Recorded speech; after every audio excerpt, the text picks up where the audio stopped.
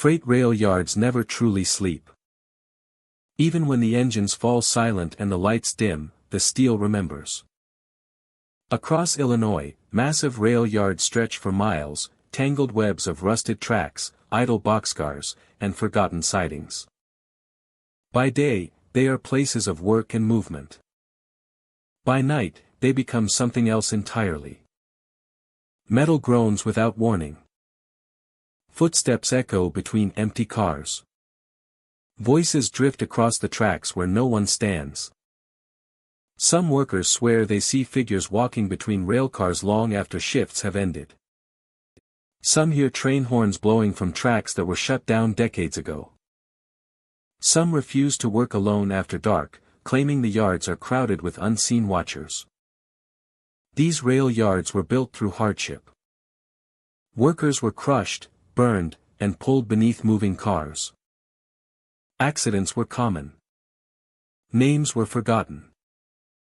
The trains moved on. But some never left the tracks behind. Tonight, we journey through Illinois to uncover the most haunted freight rail yards, places where steel, shadow, and memory collide, and the past still moves through the darkness. Hello, my dear friend. I hope you are safe and comfortable, because what we are about to explore lies far from quiet streets and warm lights. Illinois has always been a railroad state. Its rail yards powered industry, fed cities, and carried goods across the nation. But rail yards were dangerous places. Men worked long hours among massive machines.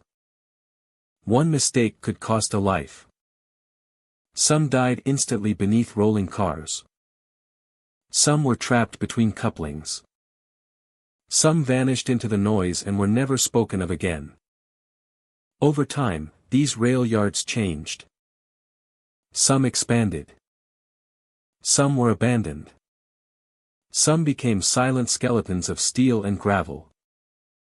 Yet stories followed. Workers hearing their names called from empty tracks. Security guards seeing figures climb aboard cars that never moved. Cold spots forming suddenly between rail lines. Before we step onto the tracks, let me ask you something. If you were walking alone through a freight rail yard at midnight, and heard footsteps matching yours behind you, would you turn around to face whatever followed? Or would you keep walking and hope it stopped? Take a deep breath. And let us enter the haunted freight rail yards of Illinois. Chicago Proviso Yard stretches across the landscape like an endless grid of steel and gravel. Tracks branch and reconnect in every direction, forming a maze that seems to have no clear beginning or end. By day, the yard is loud and active, alive with movement and purpose. When daylight fades, the yard changes. The vast openness begins to feel enclosed, as if the tracks themselves are closing in. Long lines of rail cars stand motionless, their dark shapes blocking the horizon. Light from distant towers reflects off steel sides, creating sharp contrasts of brightness and shadow. The space feels larger at night, yet strangely tighter, filled with an awareness that does not exist during the day. Workers on night shifts describe the first sign of unease as sound. Metal clanging echoes through the yard when no trains are moving. The noise is clear and familiar, the unmistakable ring of steel against steel. It sounds like couplers striking, or tools being dropped, or cars shifting slightly on their tracks. Yet every engine is still. Every car is locked in place. The clanging arrives without warning. One sharp impact. Then silence. It does not repeat in predictable patterns. It appears from different directions, bouncing off rail cars. And disappearing into the distance. Those who hear it often pause, listening closely. Expecting to see movement that never comes. Along with the clanging, voices echo between the rows of cars. They are low and close, carried by the narrow corridors of steel. The voices whisper directions that make no sense. Turn back.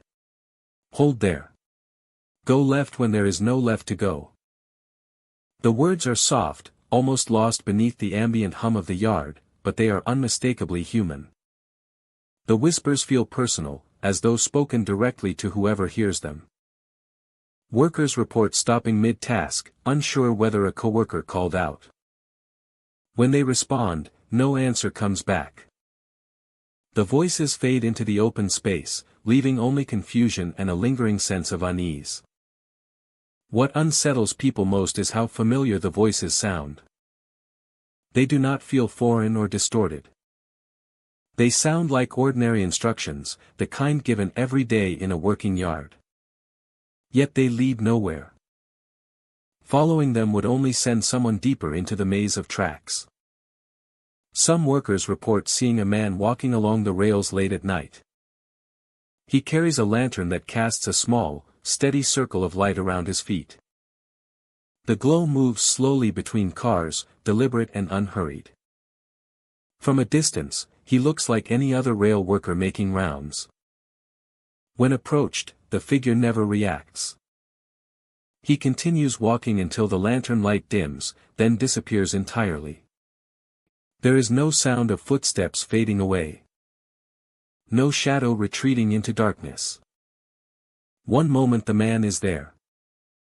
The next, the track lies empty, illuminated only by fixed yard lights. Those who have seen him often describe the same details. The lantern swings gently, not affected by wind. The man never looks up. His path never changes. He walks as if following a route that exists only for him. The yard feels crowded during these moments. Not with people in the present, but with something else. The space between cars feels occupied, as though movement is happening just beyond sight. Sounds carry the impression of activity without revealing its source. Standing still in Proviso Yard at night can feel overwhelming. The silence between sounds feels heavy, pressing against the ears. A distant clang feels closer than it should. A whisper seems to come from just behind the shoulder. Workers describe an instinctive urge to stay alert, to keep moving. Stopping for too long makes the feeling stronger. The yard seems to notice stillness, responding with sound or movement that pulls attention back into the maze. The history of Proviso Yard stretches back through decades of constant labor. Trains arrived and departed at all hours. Instructions were shouted over noise. Lanterns once guided movement through darkness before modern lighting took over. Accidents happened quickly in a place where precision was essential and mistakes were unforgiving. The lantern bearer continues a routine long after his shift should have ended. Many believe the yard remembers that intensity. The metal clanging echoes work that never fully stopped. The voices repeat fragments of instructions spoken thousands of times. The lantern bearer continues a routine long after his shift should have ended. The whispers are never threatening, but they are disorienting. They create doubt. They make the familiar feel unreliable. In a place where safety depends on clarity, that uncertainty carries weight.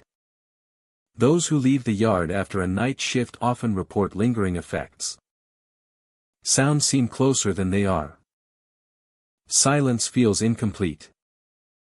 Some glance back at empty tracks, half expecting to see movement where none should be.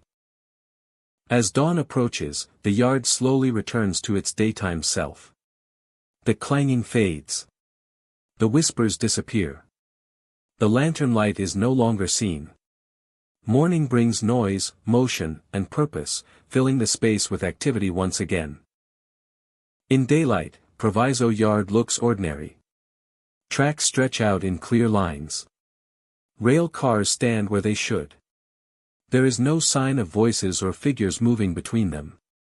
To anyone unfamiliar with the night, the idea of unease here seems impossible. Yet those who have worked through the darkness know the difference. They remember the sounds with no source. The directions that led nowhere. The man with the lantern who vanished when approached. Chicago Proviso Yard remains a place of motion, even when still. At night, it feels crowded with memory, filled with echoes of work, routine, and watchfulness that never truly ended. The steel remembers every step taken upon it, every command shouted into the noise. When the yard empties and the tracks fall silent, something remains. It moves between the cars, whispers into the corridors, and walks the rails with a lantern that no longer needs fuel. The yard may appear empty, but in the quiet hours, it never truly is. Blue Island Yard stretches wide beneath open sky, a vast network of steel rails, switches, and idle boxcars layered with history. For generations, this yard pulsed with movement. Engines rolled in and out at all hours. Whistles cut through the air. Crews worked under sun and floodlight, guiding freight through a complex choreography of sound and motion. Even now, when parts of the yard sit quiet, the space feels charged, as if it remembers every train that ever passed through. By day, Blue Island Yard looks worn but functional. Rust stains mark the sides of boxcars. Gravel crunches underfoot. Long lines of track run straight and true, disappearing toward the horizon. The scale of the place is unmistakable. It was built to handle weight, speed, and constant activity. Standing there in daylight, it feels grounded and industrial, a place shaped by routine and labor. As evening approaches, the character of the yard begins to change. The noise of nearby streets fades, replaced by a growing stillness. Shadows lengthen between rail lines. Metal cools quickly once the sun drops, and the air takes on a sharper edge. Floodlights flicker on in sections, leaving wide areas in partial darkness. The yard no longer feels busy. It feels alert. Security guards are often the only people present after operations slow or stop. They walk long patrols, checking gates, scanning rows of boxcars, listening for anything out of place. Many describe the night shift as unsettling, not because of danger, but because of the sounds that return when nothing should be moving. One of the most common reports is the sound of train whistles echoing across the yard long after operations have ceased. The sound is distant and drawn out, carried on the night air. It rises briefly, then fades, leaving silence behind. Guards often stop walking when they hear it, instinctively scanning the tracks. The whistle feels authentic, not like an echo or mechanical fault. It carries the familiar tone of a working rail line, yet the yard remains still. Alongside the whistles come visual disturbances. Shadows move along idle boxcars, slipping between gaps and sliding across metal sides. These shapes appear briefly, stretching and shrinking as they pass through uneven light. At first glance, they resemble people walking the rows, performing routine checks. When guards move closer, the shadows dissolve. There is no one there. The shadows simply stop. Different guards, working different nights, describe similar movements in the same areas. The yard feels occupied even when it is not. More unsettling are the reports of figures seen stepping onto the tracks. Guards describe seeing a person appear suddenly near a rail line, walking calmly as if unaware of their surroundings. The figure moves with purpose, stepping directly between the rails. Before anyone can react, the figure vanishes beneath the steel. There is no sound of impact. No disturbance of gravel. No trace left behind. The tracks remain empty, stretching on as they always have. Those who witness this often rush forward, expecting to find someone in danger. They search the area thoroughly, checking beneath cars and along adjacent lines. There is never any sign that someone was there at all. The emotional impact of these moments lingers. Guards report feeling shaken, not from fear alone, but from confusion. The yard is open and visible. There are few places to hide. Yet whatever appears does so briefly and then is gone, leaving no evidence.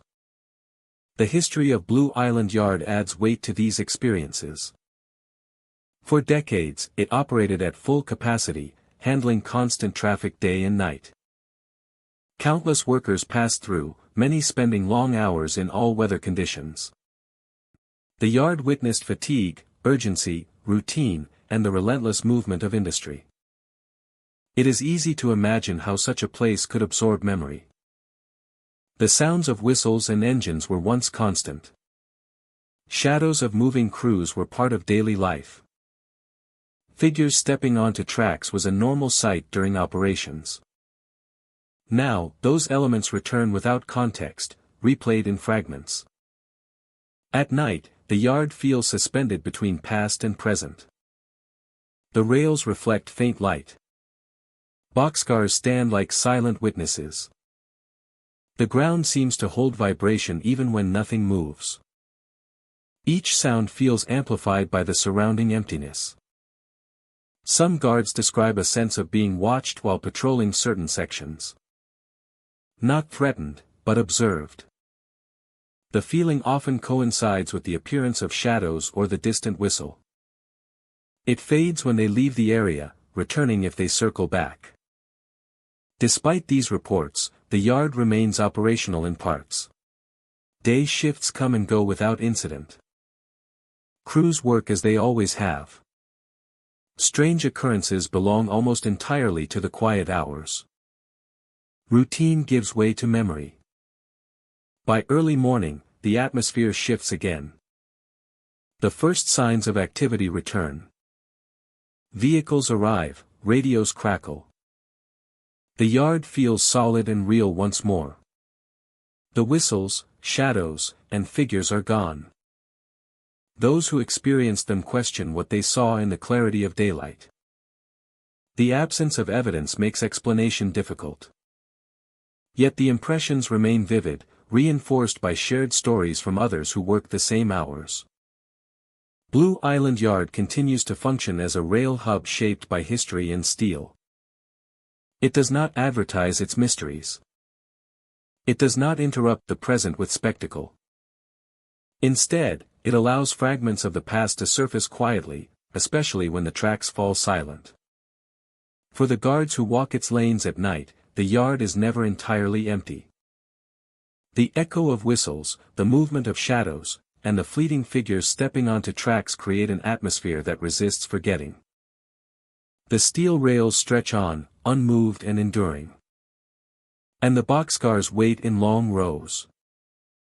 And when operations stop and the night settles in, Blue Island Yard sometimes remembers what it once was, letting sound and shadow move again through a place built for motion, even when no trains remain.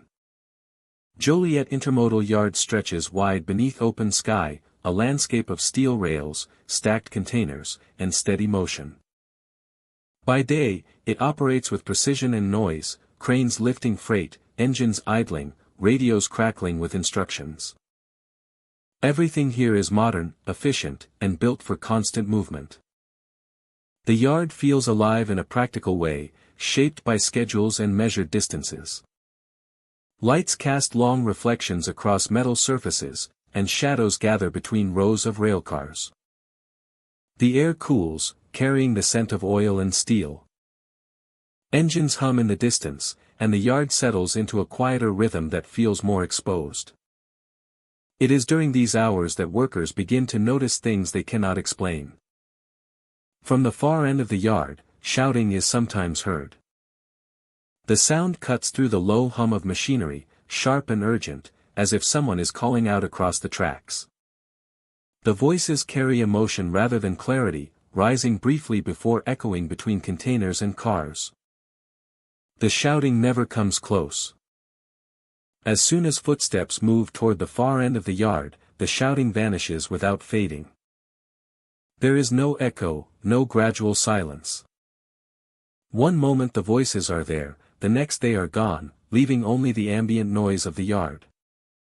No one is ever found. The area appears empty, lit only by tall lamps and the glow of distant equipment. Radios remain quiet. No alerts are triggered. The yard resumes its normal sounds, as if nothing interrupted it at all.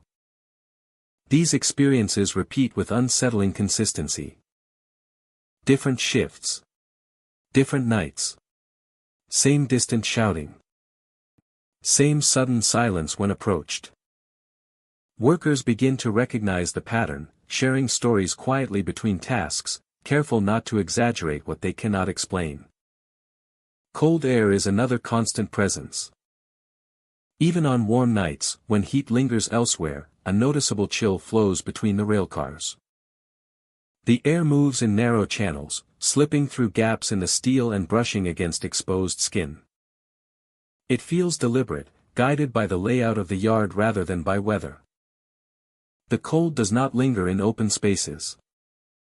It concentrates between cars, in the narrow paths where shadows are deepest. Breath becomes visible for a moment, then disappears. The sensation fades as quickly as it arrives, leaving behind a sharp awareness of temperature that feels out of place. Some describe the cold as passing through rather than settling. Workers stepping out from between cars often remark on the sudden contrast, as if crossing an invisible boundary. Joliet Intermodal Yard was built for modern freight, but the ground beneath it holds older stories. Long before container stacks and automated systems, rail lines crossed this area with different rhythms. Trains once moved slower here, guided by hand signals and shouted instructions. The work was loud, physical, and often dangerous. Voices raised to carry across distance, warnings and commands meant to be heard over engines and steel. The yard may have changed, but the patterns of movement and communication remain imprinted on the space. As if the sound does not belong to the present and retreats when acknowledged. The voices do not respond to attention. They withdraw from it, leaving behind questions rather than answers. The sense of being watched is subtle but persistent. It does not come from a single direction. Instead, it feels spread across the yard, woven into the grid of rails and containers. Workers often glance over their shoulders without knowing why. Alert to movement that never appears. Despite this, the yard does not feel hostile. There is no panic, no sense of immediate danger. The shouting does not threaten. The cold air does not harm. Everything remains restrained, as if governed by rules that limit how much can surface. Those who work the night shift grow accustomed to the unease. They learn to pause when the shouting begins, to wait for it to stop before continuing. Some avoid investigating altogether, choosing instead to remain where they are until the sound disappears on its own. Others test it cautiously. They take a few steps toward the far end, listening closely. Each time, the result is the same. Silence, sudden and complete. The lights overhead cast steady illumination, revealing nothing unusual. Containers sit unmoved. Railcars remain aligned. There are no signs of disturbance. The physical order of the yard never reflects the disruption of sound and cold. As hours pass, fatigue sets in. Late at night, the boundary between focus and imagination grows thinner. Yet the consistency of these experiences keeps them from being easily dismissed. Too many workers report the same details. Too many nights unfold the same way. Toward dawn, the atmosphere shifts again. The cold air recedes. The yard feels less tense. The shouting does not return as frequently. Movement increases as the day shift approaches, filling the space with familiar noise and routine. By morning, the yard looks entirely ordinary. Sunlight reflects off metal. Radios crackle. Engines start and stop on schedule. The cold channels between cars disappear, replaced by the expected warmth of the day. Yet the memory of the night remains. Workers carry it with them, a quiet understanding shared among those who have heard the voices and felt the chill. The experiences become part of the Yarda's identity, unspoken but recognized. Joliet Intermodal Yard continues to operate at the center of modern freight movement. But when night settles and the yard grows quiet enough to listen, old echoes surface. Shouting rises from the far end of the tracks. Cold air flows between cars on warm nights. And when footsteps move to investigate, the sound stops instantly, leaving behind a silence that feels deeper than the absence of noise. In a place built for motion and progress, Joliet Intermodal Yard reminds those who work there that the past does not always stay buried.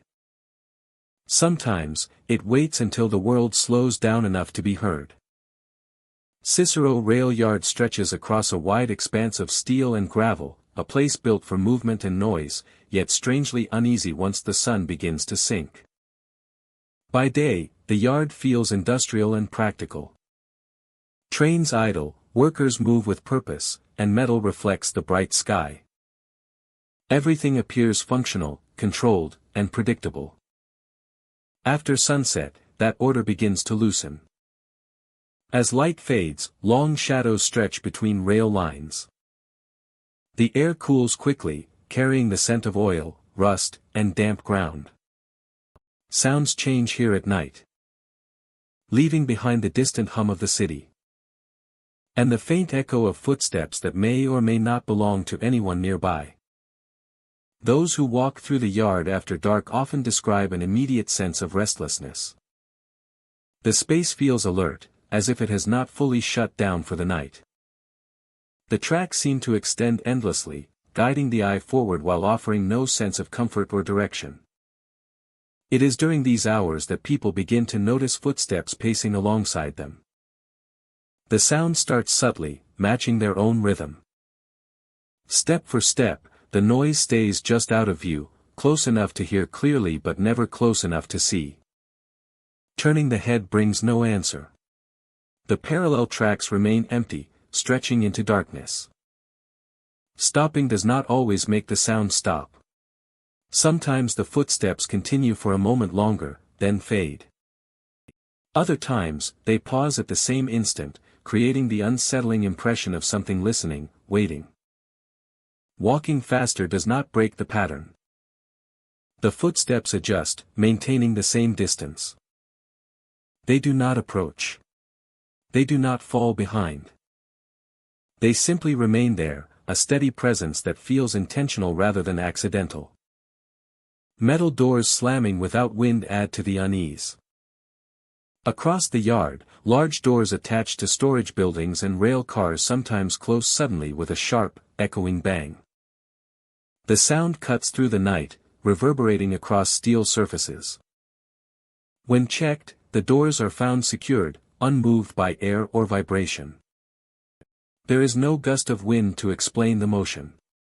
The surrounding air remains still. The sound arrives without warning and leaves without explanation, followed by silence that feels heavier for having been broken so abruptly. These slams often occur when the yard is quietest, late into the evening when activity has slowed and human movement is minimal. The timing makes the noise stand out, impossible to ignore.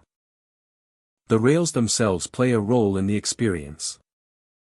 Polished by years of use, the steel surfaces reflect light even in low conditions. Passing lamps and distant signals create faint glimmers along the tracks. Those who walk close to the rails sometimes catch movement in these reflections. The reflection vanishes instantly, leaving behind a lingering sense of being observed. These reflections are fleeting, lasting only a fraction of a second.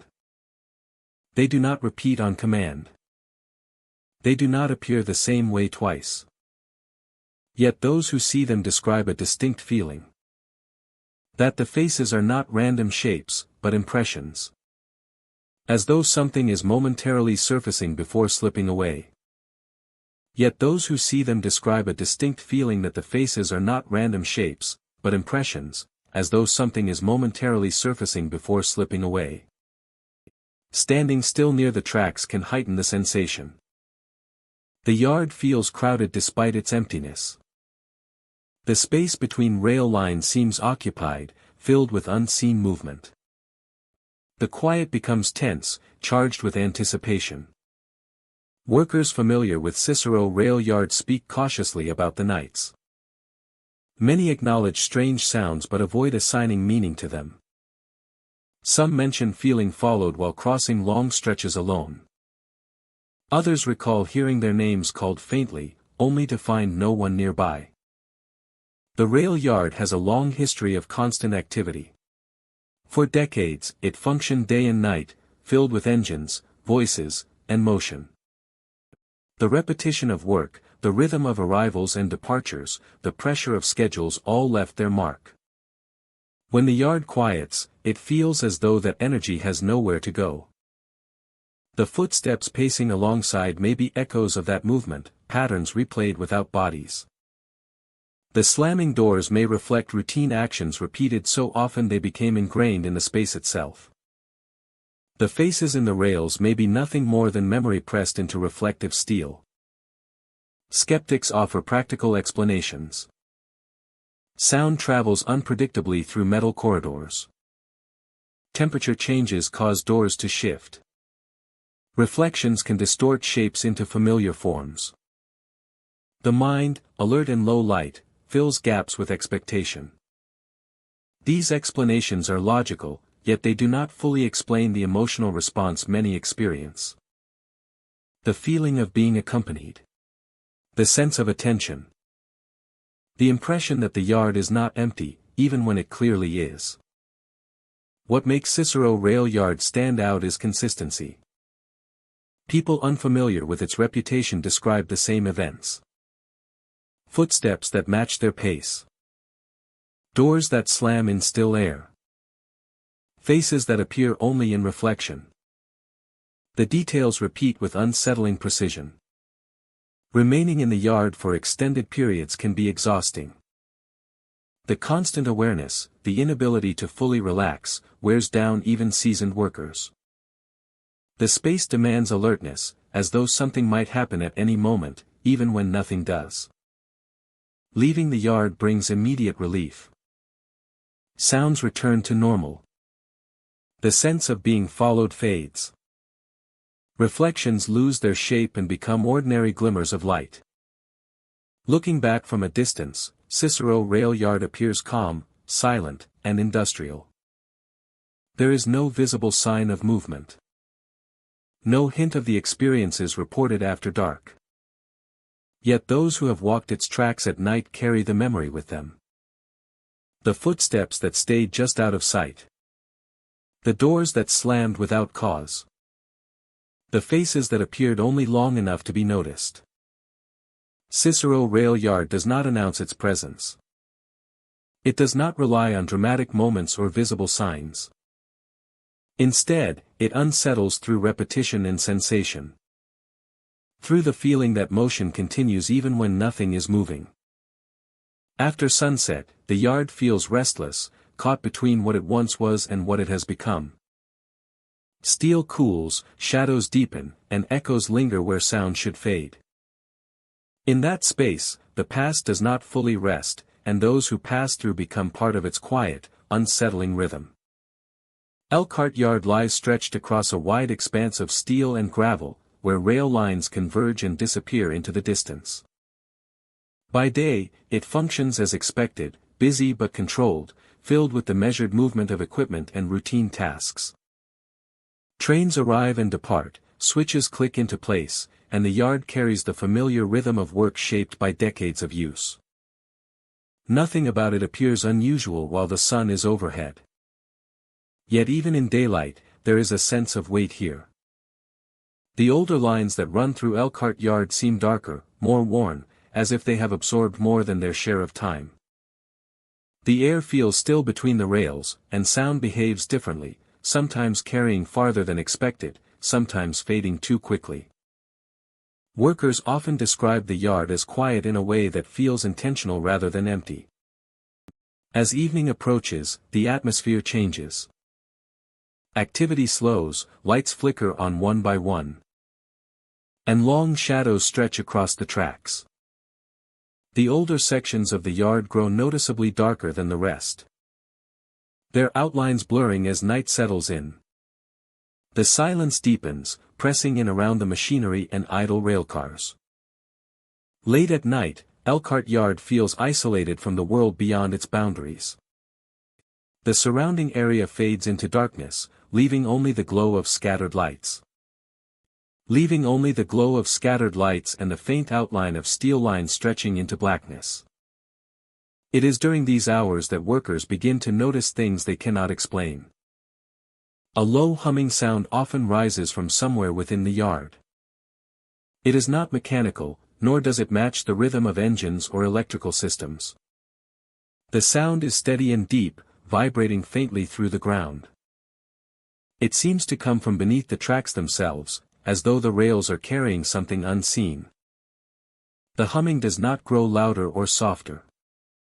It remains constant, lingering long enough to draw attention, then fading away without warning. Workers who stop to listen often find the sound returns when they move again, keeping pace with their presence. The source is never found. Radios crackle frequently during these late hours. Static breaks through the silence, followed by fragments of sound that resemble voices. Attempts to respond are always met with silence. Equipment checks reveal nothing wrong. During daylight, the radios function perfectly. What unsettles workers most is the timing. The humming and radio activity often begin when the yard is at its quietest. When fewer people are present and movement is minimal. The experiences feel targeted to the stillness, as if the yard waits for calm before revealing itself. The sense of being watched is constant in Elkhart Yard after dark. It does not feel like a sudden fear, but a steady awareness that never fully fades. Workers describe the feeling of eyes on their backs, especially near the older lines where light is weakest. Turning around reveals nothing but empty track and shadow. This sensation follows workers as they move through the yard. It does not remain fixed in one place. The awareness shifts, lingering just beyond sight, never allowing itself to be pinpointed. Even those who have worked in the yard for years admit that nights here feel different, heavier, more demanding of attention. Some report hearing footsteps on the gravel when no one else is nearby. The sound is faint and irregular, stopping when they stop, resuming when they move. Others notice shadows that seem to shift slightly at the edge of vision, never forming into anything clear. The older lines seem to be at the center of these experiences. These tracks have carried countless trains over generations, transporting goods, people, and stories through the yard. Over time, they have borne witness to long nights, difficult labor, and moments of intense focus. The weight of that history feels concentrated here. There are no dramatic events, no sudden movements meant to startle. Everything unfolds slowly, deliberately. The yard does not rush. It waits. The humming builds patience. The radio voices tease communication without delivering it. The watchful feeling never escalates into panic, but it never relents either. Workers often leave the yard feeling drained rather than frightened. The experience lingers, settling into thought long after the shift ends. Many describe difficulty sleeping after late nights at Elkhart Yard, replaying the sounds and sensations in their minds.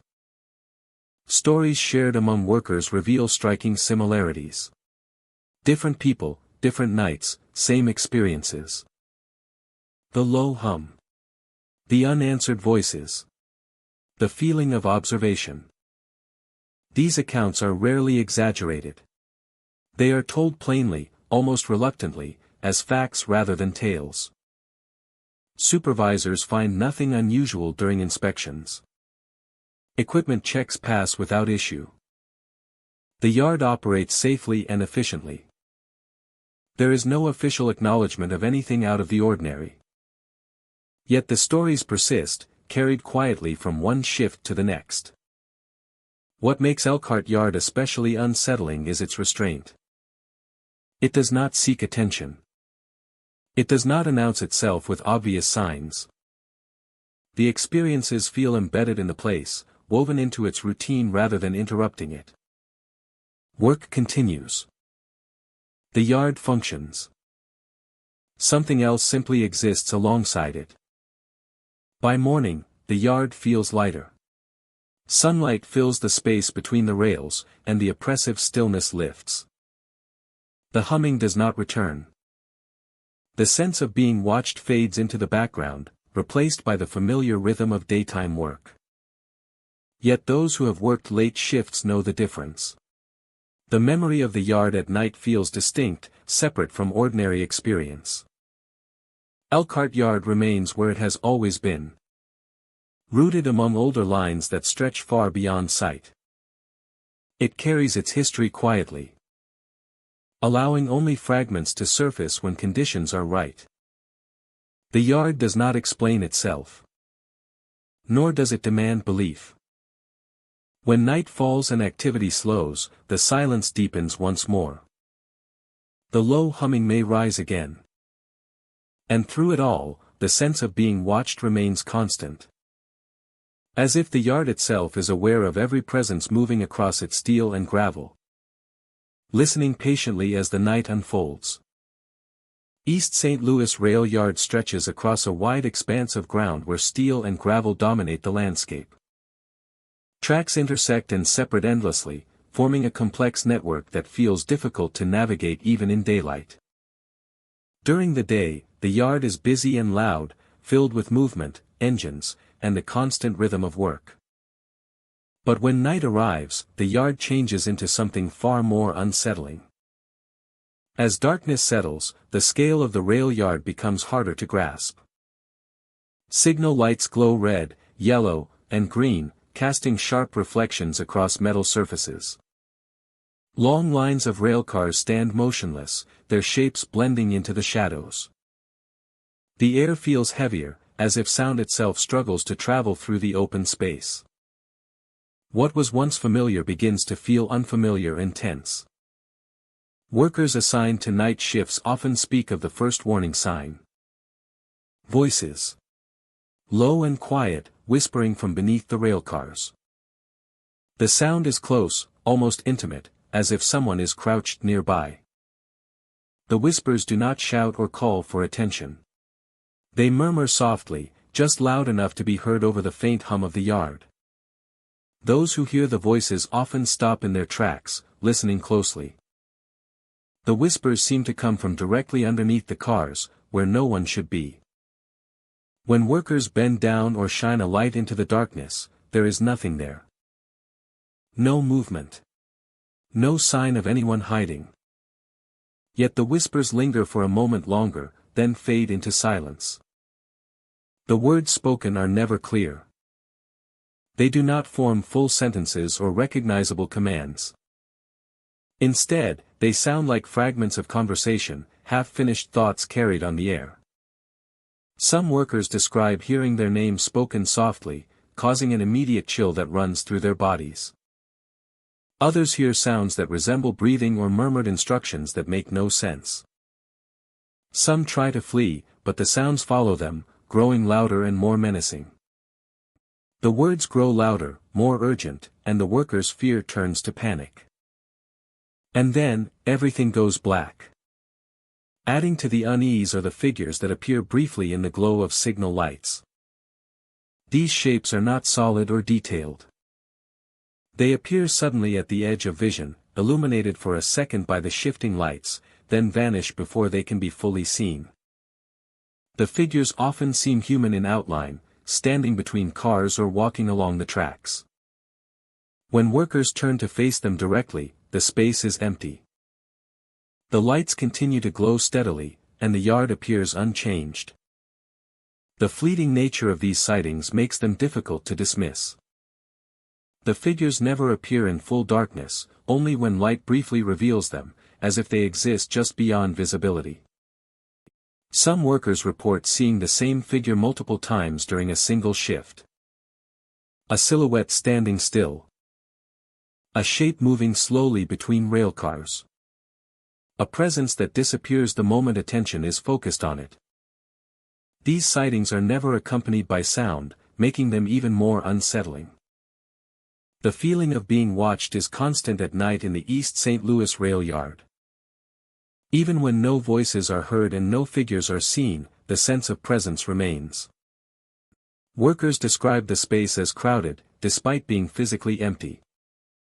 The open ground feels occupied by something unseen, pressing in from all sides. Time seems to stretch during night shifts. The simple act of walking between cars can feel overwhelming, as though every movement is being observed. Some workers refuse night shifts entirely. They speak openly about the emotional toll the yard takes after dark. Sleeplessness. Anxiety. A persistent feeling that follows them home. Others endure the shifts but remain constantly alert, moving quickly. Avoiding certain areas of the yard where the activity feels strongest. The history of the East St. Louis rail yard adds weight to these experiences. For generations, the yard has been a place of relentless labor. Trains arrived at all hours. Workers navigated dangerous conditions in darkness, relying on signals, lanterns, and shouted commands. Accidents were an unfortunate reality in a place where timing and precision were critical. Many believe the yard absorbed that intensity. The figures in the signal lights resemble workers moving between trains, repeating routines long after their time ended.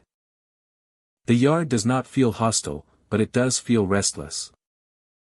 The activity sensed at night seems procedural, as though tasks are still being carried out without purpose or end. The environment feels stuck in motion, unable to fully settle into silence. During the quietest hours, just before dawn, the atmosphere reaches its peak. The whispers become more frequent. The figures appear more often. The signal lights cast longer shadows, stretching across the tracks like reaching hands. The signal lights cast longer shadows, stretching across the tracks like reaching hands. Workers often describe these moments as the hardest to endure. Then, the sky begins to lighten. The whispers fade. The figures stop appearing. The yard transitions back into its daytime rhythm. Engines start. Voices become real again. Movement fills the space, pushing the unease back into the shadows. To someone unfamiliar with the night, it looks like a place defined by work and routine. But for those who have stood there after dark, the memory remains vivid. The whispers beneath the railcars. The figures caught briefly in signal light. The feeling that the yard is never truly empty. The sense of presence. The impression of unfinished movement. The awareness that even in silence, something is listening. East St. Louis rail yard remains one of the most unsettling yards in the state. Not because of what is seen, but because of what is felt. The sense of unfinished movement. The awareness that even in silence, something is listening. When night falls and the work slows, the yard reveals its other side. Steel and gravel become something more than materials. And in the quiet hours, the echoes of past labor continue to move through the tracks, unseen but unmistakably present.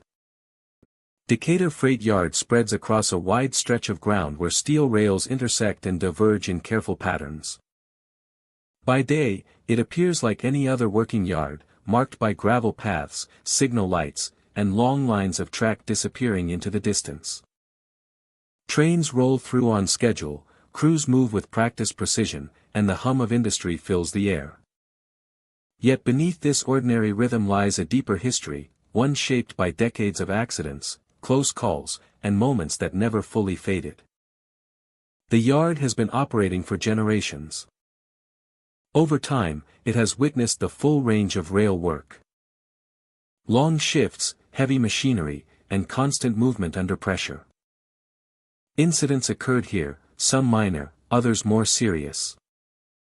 Each leaving its own imprint on the place. Though records mark dates and repairs, the ground itself seems to remember in a quieter way. As evening approaches and activity slows, Decatur Freight Yard begins to change. The steady noise of engines fades, replaced by long stretches of stillness broken only by distant sounds. Shadows lengthen between boxcars and sidings, and the vastness of the yard becomes more noticeable. Those who remain after dark describe a different atmosphere altogether. The air feels heavier, and sound travels farther than expected. A footstep echoes across gravel. A distant clang rings out and lingers. The yard seems to listen as much as it works. One of the most unsettling experiences reported here is the sound of sudden screams. They cut sharply through the night air, loud and urgent, demanding immediate attention. The sound feels close, as though someone nearby is calling out in distress. People freeze, scanning the tracks and sidings for any sign of danger. Those who heard the scream are left standing still, heart racing, unsure whether to move or listen. The yard returns to silence as if nothing happened. Searching the area reveals nothing unusual. No injured worker. No active equipment. The scream exists only in memory, sharp and undeniable, yet unsupported by evidence. Some describe hearing the sound only once. Others report multiple instances over time, often in the same general areas. The unpredictability makes it harder to dismiss. The screams do not follow a schedule. The screams appear without warning and disappear just as quickly. Alongside these sounds come physical sensations that many find equally disturbing. Near older sidings, areas of the yard that have not seen heavy use in years, people report sudden cold spots. Stepping into these zones feels like crossing an invisible boundary. The temperature drops noticeably, even on mild nights. The cold does not spread gradually. It is localized and precise, affecting only certain stretches of track or ground. Moving a few steps away restores the normal temperature. Returning brings the chill back immediately. Those who linger in these cold spots often feel uneasy. The air feels dense, pressing against the skin. Breathing feels slightly heavier. Some describe a sense of being watched, though there is no visible presence. The sensation fades once they leave the area. These older sightings carry their own history. Many were once heavily trafficked, handling frequent switching and storage. Over time, patterns changed, and these sections fell into quieter use. The rails remain, worn smooth by years of movement, now resting in long silence. It is in these quieter areas that the yard feels most aware of itself. The absence of activity seems to amplify every small sound and sensation. A distant noise feels closer. A shadow feels deeper. The cold feels sharper. Workers who spend long hours in Decatur freight yard learn to recognize these shifts. Some avoid certain areas at night when possible. Others move through them quickly, unwilling to linger. Stories are shared quietly, often with the understanding that not everything needs explanation. What makes the experiences here unsettling is their consistency. Different people, on different nights, describe the same patterns. The sudden scream. The immediate silence. The sharp cold near and used tracks. These reports align too closely to be dismissed as coincidence. The yard itself offers no answers. It remains functional and orderly, doing what it was built to do. Trains arrive and depart. Crews work their shifts. By day, the strange experiences feel distant, almost unreal. Yet when night falls, the memory of what happened returns easily. The vastness of the yard feels different after dark. The space between tracks seems larger. The silence feels more intentional. Some believe the yard holds echoes of its past. The screams may be fragments of moments when urgency and danger once ruled the night. The cold spots may mark places where the routine of work was interrupted by something sudden and irreversible. Others prefer not to speculate. They focus on the present, on doing their job, on moving forward. Still, even they admit the yard feels different after certain experiences. It feels less empty, less neutral. As hours pass and dawn approaches, the atmosphere begins to lift. The lights brighten. Engines start. The yard fills once more with familiar sounds. In daylight, Decatur Freight Yard looks ordinary again.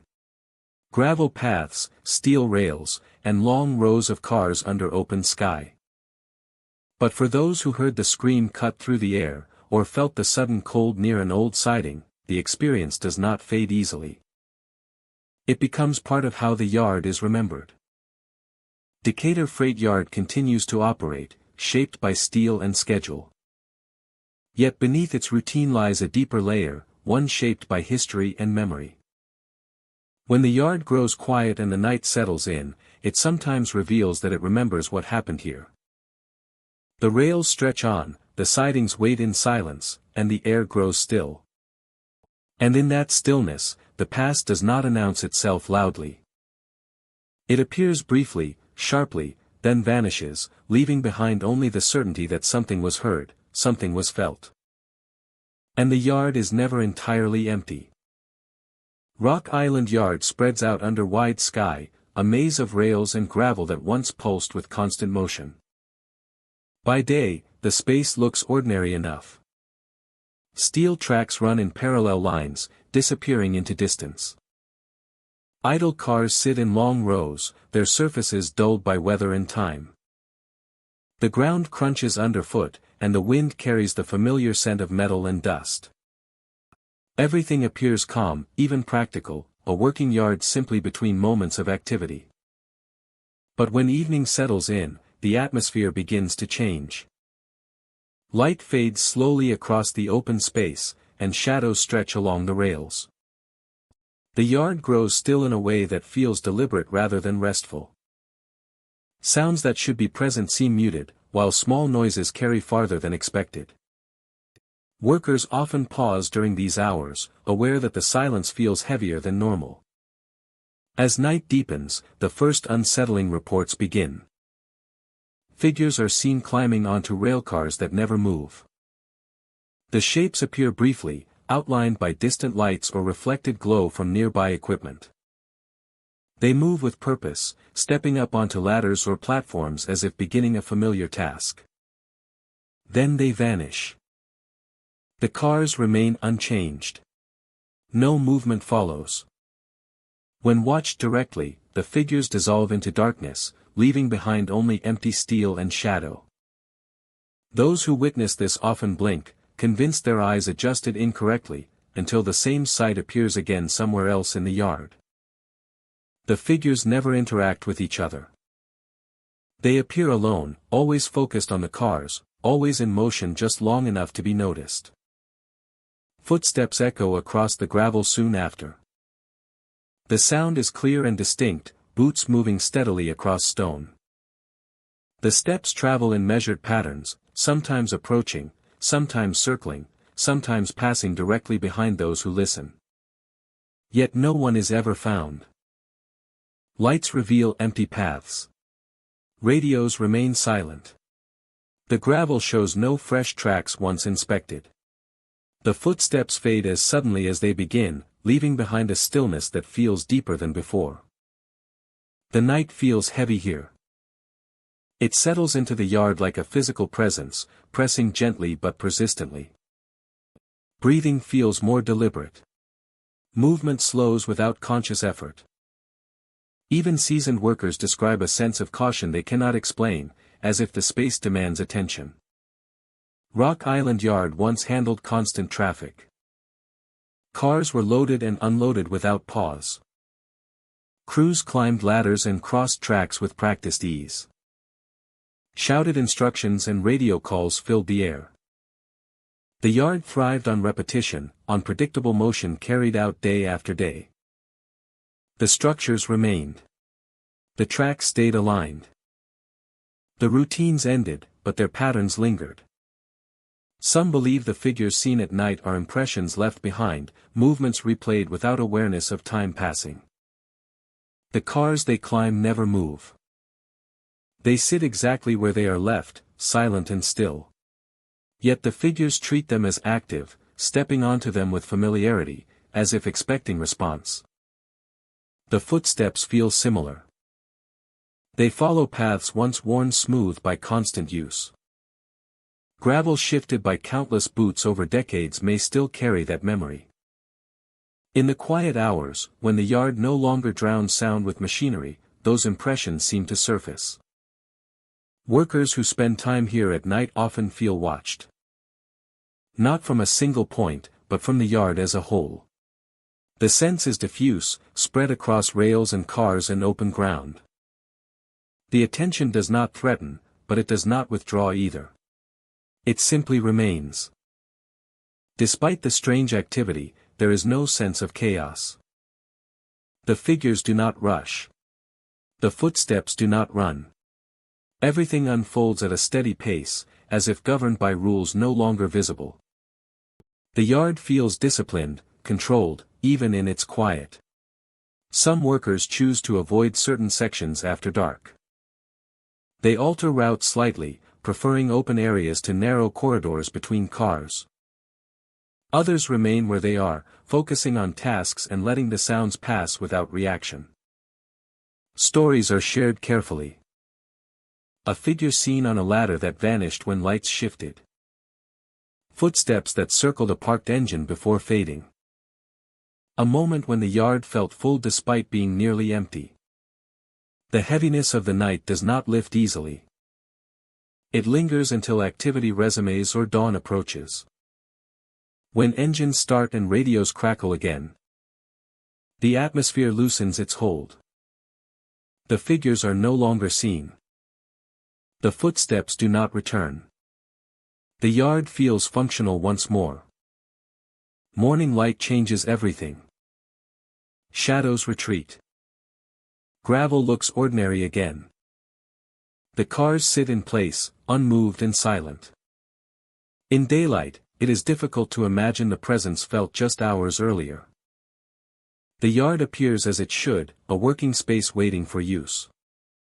Yet those who experienced the night remember clearly. The images return unexpectedly, replaying in quiet moments. The feeling of heaviness resurfaces when passing idle cars or hearing footsteps in other places. The memory of the yard lingers, shaping how it is seen even in full light. Rock Island Yard continues to exist between past and present. Once bustling, now quieter than it should be, it carries more than steel and gravel. It holds motion without movement, sound without source, presence without form. As night falls again, the yard grows still. Figures may climb onto cars that never move. Footsteps may echo across gravel with no one there. And the heavy feeling will return, settling into the open space, reminding those who work here that even when activity fades, the yard does not fully rest. Some places remember what they were built to do. Rock Island Yard is one of them. Peoria Rail Yard stretches across a wide, open expanse where tracks run parallel into darkness and steel structures stand in rigid lines. The yard is surrounded by silence, the kind that feels deliberate rather than empty. Even during daylight, the space seems muted, as if sound hesitates before traveling too far. By day, the rail yard appears orderly and still. Boxcars rest on their tracks, engines sit quiet, and gravel crunches softly underfoot. The air carries the faint scent of metal and oil, familiar to places built for constant motion. Yet something feels restrained here, as though the yard is holding its breath. As evening settles in, the silence deepens. The distant noise of the city fades until it feels unreal, replaced by a hollow quiet that spreads between the tracks. Shadows lengthen across steel surfaces, and the rail yard begins to feel isolated from the rest of the world. Metal creaks even when nothing is moving. The sound is subtle at first, a slow groan that seems to rise from the rails themselves. It does not match the sharp snap of cooling steel or the familiar noises of machinery settling. Instead, it carries a strained quality, as if pressure is shifting deep within the structure. Standing still does not make the creaking stop. In fact, remaining motionless often makes it more noticeable. The sound drifts from one section of the yard to another, never settling in a single place long enough to be traced. Listening closely only heightens the awareness that the noise should not be happening at all. Between rows of boxcars, the space feels narrower and more confined. The walls of steel block what little light remains, creating corridors of shadow. It is here that voices are sometimes heard. The voices drift softly, indistinct and low. They do not form clear words, only fragments of sound. At times, the tone suggests urgency. At others, it feels calm, almost routine. The voices never seem to address anyone directly. Walking closer does not bring clarity. The sound shifts instead, slipping farther down the line of cars. Turning a corner reveals nothing but empty space and still metal. The voices fade just enough to suggest distance, then return once movement resumes. Calling out brings no response. The voices do not react, pause, or change. They continue as though unaware of being heard, existing independently of any listener. The effect is unsettling, not because of volume or threat, but because of how natural the voices sound in a place where no one should be. The sensation creates tension, as if something unseen is moving just beyond perception. Some who spend time in Peoria rail yard report sudden panic without reason. The feeling arrives abruptly, without warning or obvious trigger. The heart begins to race. Breathing feels shallow. Muscles tense, preparing for danger that cannot be identified. This panic does not build gradually. It strikes quickly, overwhelming the senses. The environment does not change to justify it. There is no loud noise, no sudden movement. Yet the urge to leave becomes urgent, almost impossible to ignore. Stepping away from the area often brings relief within moments. The silence of the yard plays a role. With so little external noise, every internal sensation feels amplified. The absence of clear cause makes the panic more unsettling than fear tied to something visible. Workers familiar with the rail yard acknowledge its strange atmosphere after dark. Some describe feeling watched while crossing open sections. Others mention hearing their names spoken quietly, only to find themselves alone.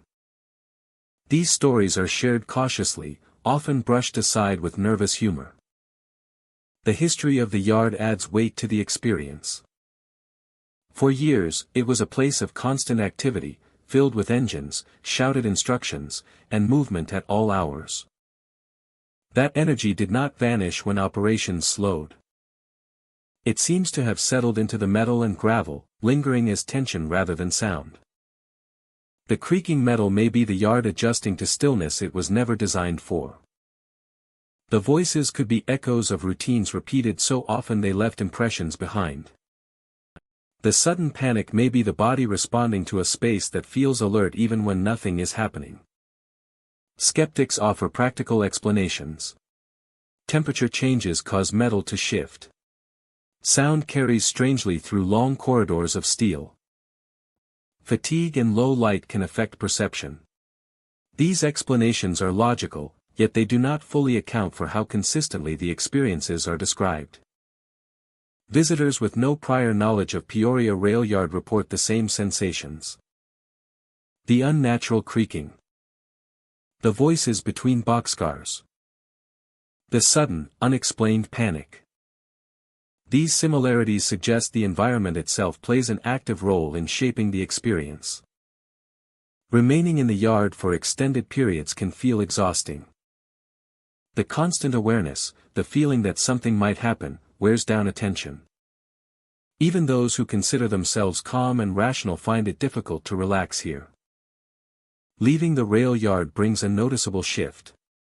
The silence loosens its grip. Sounds return to normal. The body releases tension it did not realize it was holding. Looking back, the yard appears unchanged, quiet and motionless. Yet the memory persists. The metal that creaked without movement. The voices that drifted with no source. The panic that arrived without reason. These impressions remain vivid, difficult to dismiss as imagination alone. Peoria Rail Yard does not rely on dramatic moments or visible signs. Its unease comes from subtlety, from the way sound, silence, and emotion behave differently within its boundaries. It is a place where stillness feels active and quiet feels heavy. Surrounded by silence, the yard stands as a reminder that not all places rest when activity stops. Some hold on to their past motion, releasing it slowly through sound and sensation. For those who walk its tracks after dark, Peoria Rail Yard offers an experience shaped not by what is seen, but by what is felt, heard, and carried away long after leaving its steel corridors behind. Springfield Freight Yard stretches wide across the edge of the city, a maze of steel rails, idle cars, and utility buildings arranged with practical precision. By day, it appears ordinary and functional. Trains arrive and depart on schedule. Workers move with routine confidence. Engines idle, switches click, and the yard hums with familiar purpose. Nothing about the place suggests anything beyond work and logistics. In daylight, the yard feels open and manageable. Sunlight reflects off metal surfaces, and long rows of freight cars cast predictable shadows across gravel and track. Cameras rotate quietly from their mounts, recording movement without incident. The space feels monitored, controlled, and entirely normal. As evening approaches, activity slows. Trains thin out, crews rotate, and the yard begins to empty. One by one, lights flicker on, bathing sections of track in pale white and yellow glow. The familiar sounds of the day soften, replaced by longer stretches of silence broken only by distant machinery. When night fully settles, Springfield Freight Yard becomes something else. The scale of the place feels different in darkness. Tracks seem to extend farther than they should, disappearing into shadow rather than distance. A noise from one end of the yard may seem close, while footsteps nearby feel oddly distant. Security personnel often notice the change first. Cameras that show clear, uneventful footage during the day begin capturing movement that cannot be explained. Shapes cross the frame where no one is present. Shadows slide between railcars without any visible source. Playback reveals no mechanical cause. Wind does not account for it. Wildlife rarely enters the deeper sections of the yard. And when it does, it moves erratically, nothing like the steady form seen on camera. Yet the footage remains, time-stamped and unmistakable. Shadows stretch unnaturally across the tracks at night. Under fixed lights, they should remain consistent, anchored to railcars and structures. Instead, they lengthen, bend, and overlap in ways that defy the angle of illumination. A shadow may reach across multiple rails, connecting spaces that should remain separate. Workers walking the yard after dark often feel these shadows before they notice them. The sense of depth becomes distorted. Flat ground feels uneven. Peripheral vision fills with motion that disappears when looked at directly. Many stop frequently, scanning their surroundings, unsure what they are responding to. The security cameras record more than shadows. Figures appear briefly in the footage. They do not resemble clear people, yet they move with intention. A shape pauses near a switch. Another crosses behind a line of cars, vanishing before reaching the end of the frame. No one matching these movements is ever found on site. When alarms are triggered and guards investigate, the yard is always empty. Tracks are clear. Railcars remain locked and still. The only evidence is the recording itself, looping silently on a monitor. No sound accompanies the movement on camera. There are no footsteps, no voices, no mechanical noise to explain the motion. The feeling of being watched follows them as they move, especially through older sections of the yard where lighting is weakest and equipment shows its age. Even experienced workers limit their time outside after dark. Tasks are completed efficiently, with minimal delay. Conversations stay brief. There is an unspoken agreement to avoid lingering. No one stays longer than necessary.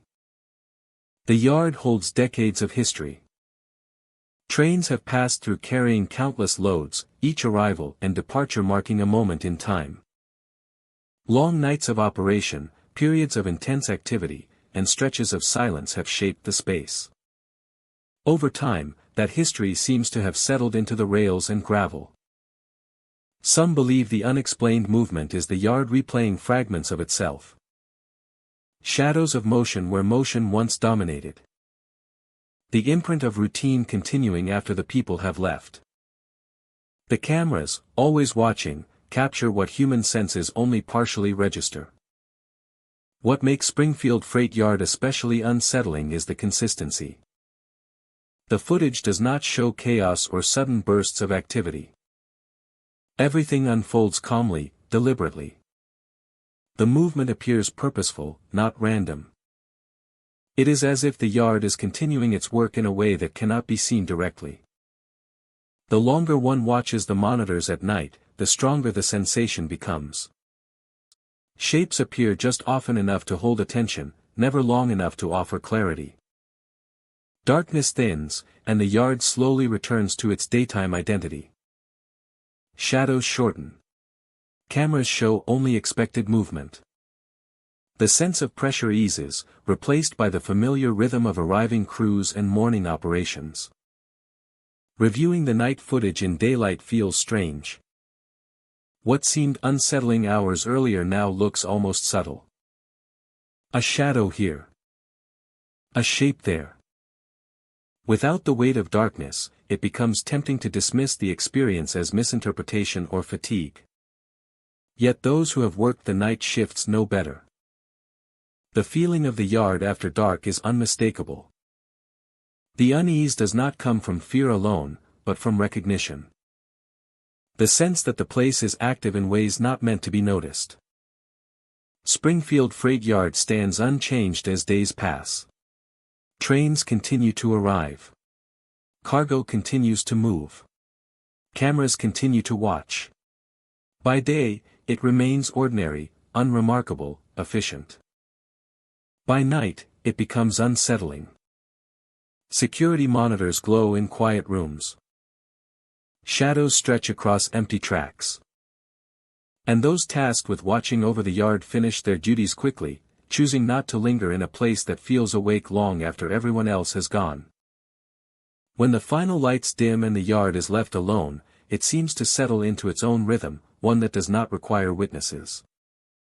And when morning returns, it offers no sign of what moved in the darkness.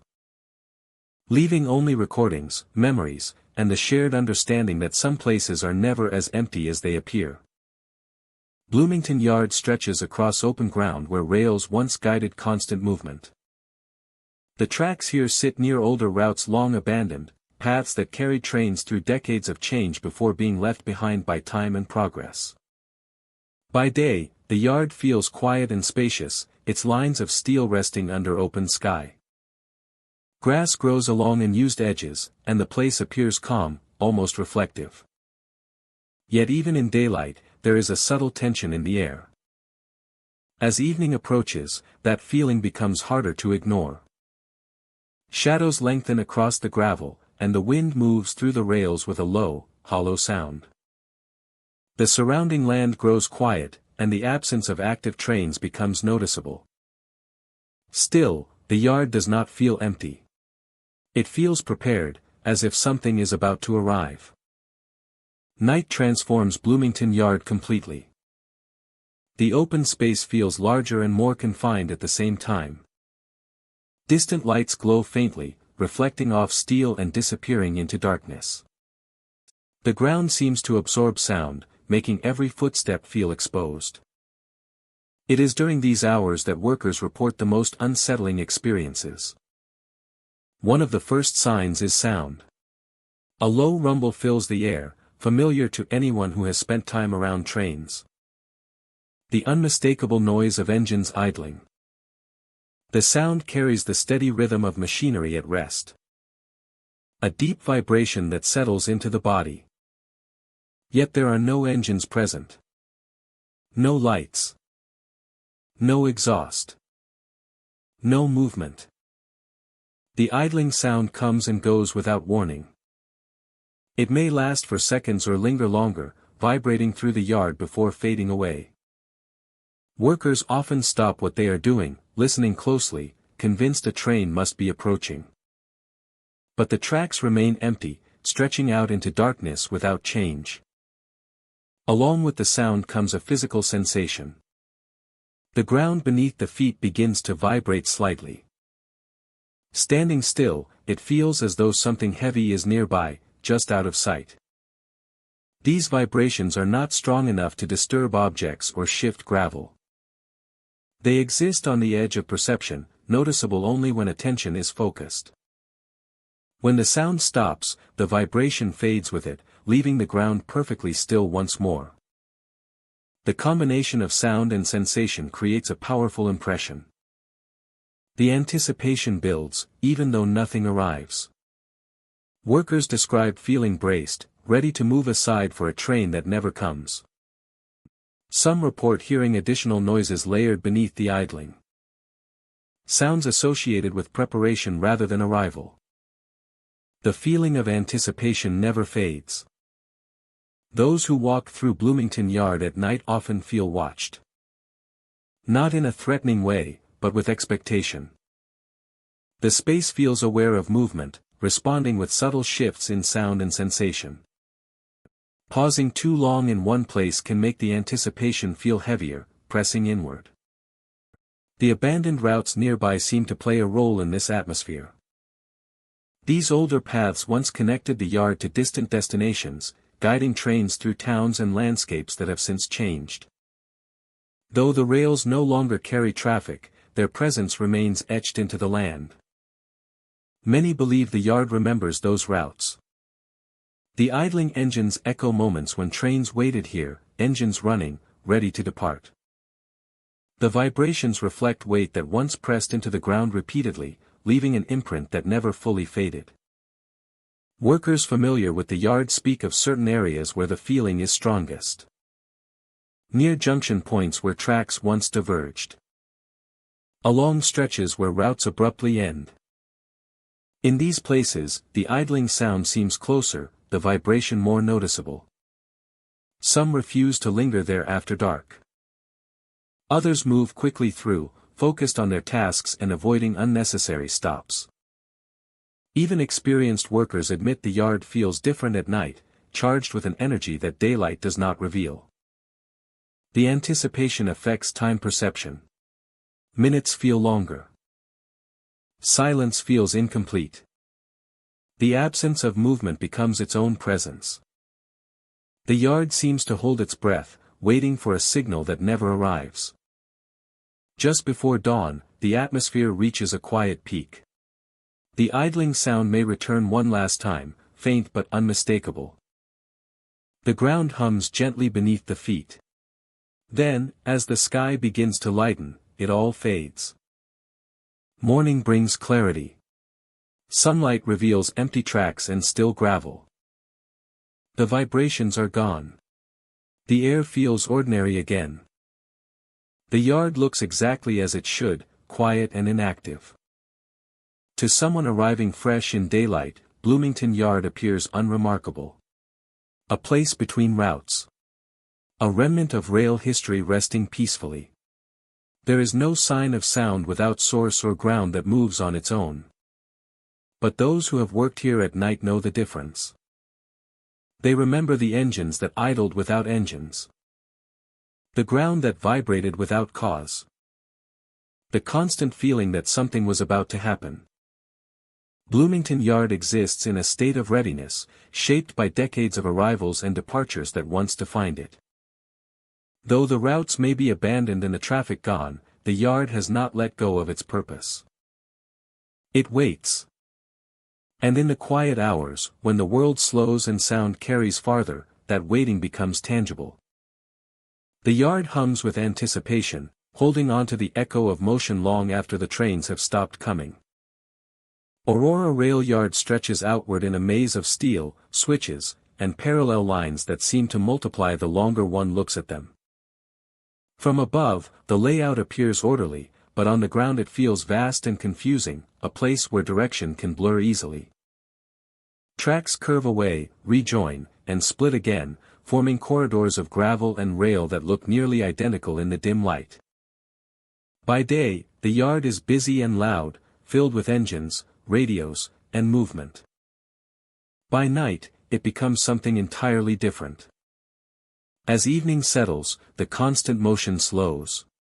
Engines idle less often. The sounds of the surrounding city fade, replaced by long stretches of quiet. The size of the yard becomes more apparent then. The distance between objects seems to stretch. Walking through Aurora Rail Yard after dark requires focus. Landmarks are harder to distinguish, and the repeating pattern of tracks can feel disorienting. Floodlights illuminate certain areas while leaving others in shadow. Moving from one pool of light to another, people often feel as though they are stepping between separate worlds. It is in these quieter hours that some report hearing their names called from distant corners of the yard. The voice sounds familiar, clear enough to recognize, yet far away. It carries across the tracks with a calm tone, neither urgent nor threatening. For a moment, it feels natural to respond. Those who hear it often stop walking, listening carefully. The voice seems to come from between rows of boxcars or from beyond a line of switches. It does not repeat immediately. It waits, as though expecting an answer. When people respond, calling back instinctively, the yard falls completely silent. No footsteps approach. No movement follows. The silence that follows feels heavier than the noise that came before. Pressing in from all sides, making even the smallest sound feel intrusive. The wind dies down.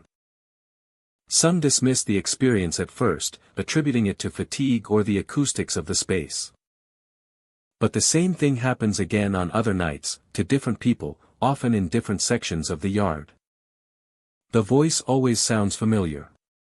The silence always follows an answer. Those who do not respond sometimes hear the name called again, slightly closer, or from a new direction. The sound never rushes. It drifts, measured and patient, weaving through the layout of tracks as if navigating the maze with ease. The vastness of Aurora Rail Yard amplifies the unease. Sound travels unpredictably here, bouncing off metal surfaces and disappearing into open space. It becomes difficult to judge distance or direction. A voice that seems far away may feel close a moment later. People who experience this often report a sudden sense of vulnerability. The yard feels larger. The paths between tracks feel longer. Orientation becomes uncertain, even for those who know the layout well. The familiar environment begins to feel altered. Some describe physical reactions. A tightening in the chest. A chill that moves through the arms. A strong urge to leave the area immediately. These reactions arrive quickly, without warning, and fade only once distance is put between the person and the yard. A few workers and visitors have chosen to leave early after hearing their name called. They described feeling shaken and pale, unable to explain exactly what unsettled them so deeply. The experience lingers, replaying in memory long after they have gone. What makes the phenomenon more unsettling is its specificity. The voice does not call out randomly. It uses names correctly, names that should not be known by anyone else in the yard at that hour.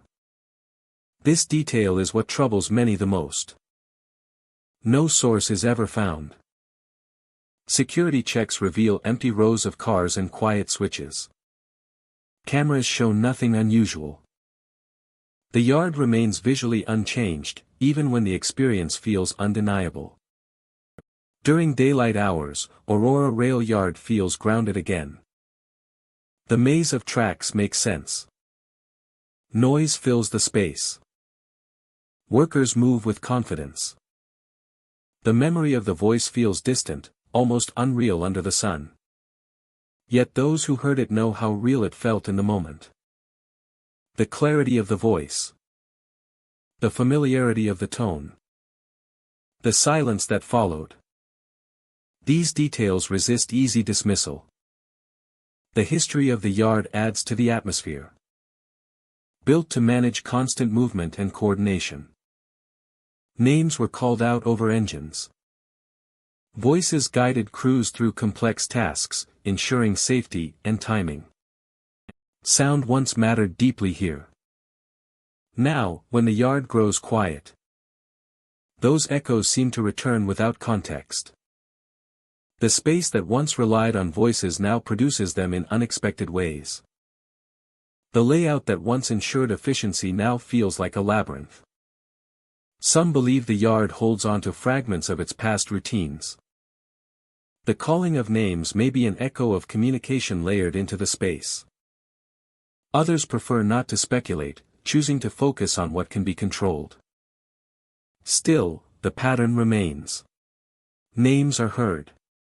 Answers bring silence.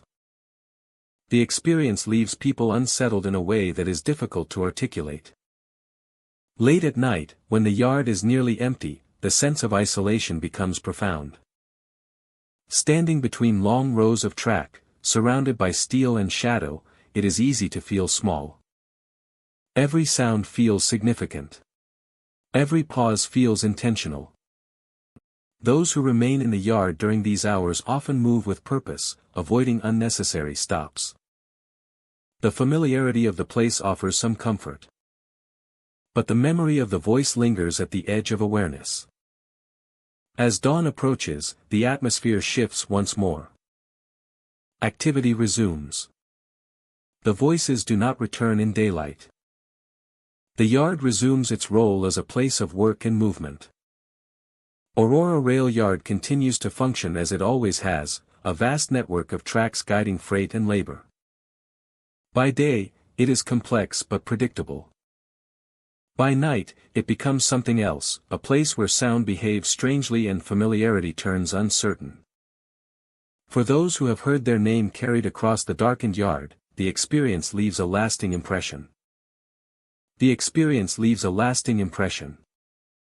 Not because of what followed, but because of what did not. No explanation. Only silence. And as the tracks stretch outward into the distance, Aurora Rail Yard remains where it is. Vast and confusing, holding on to its quiet nights.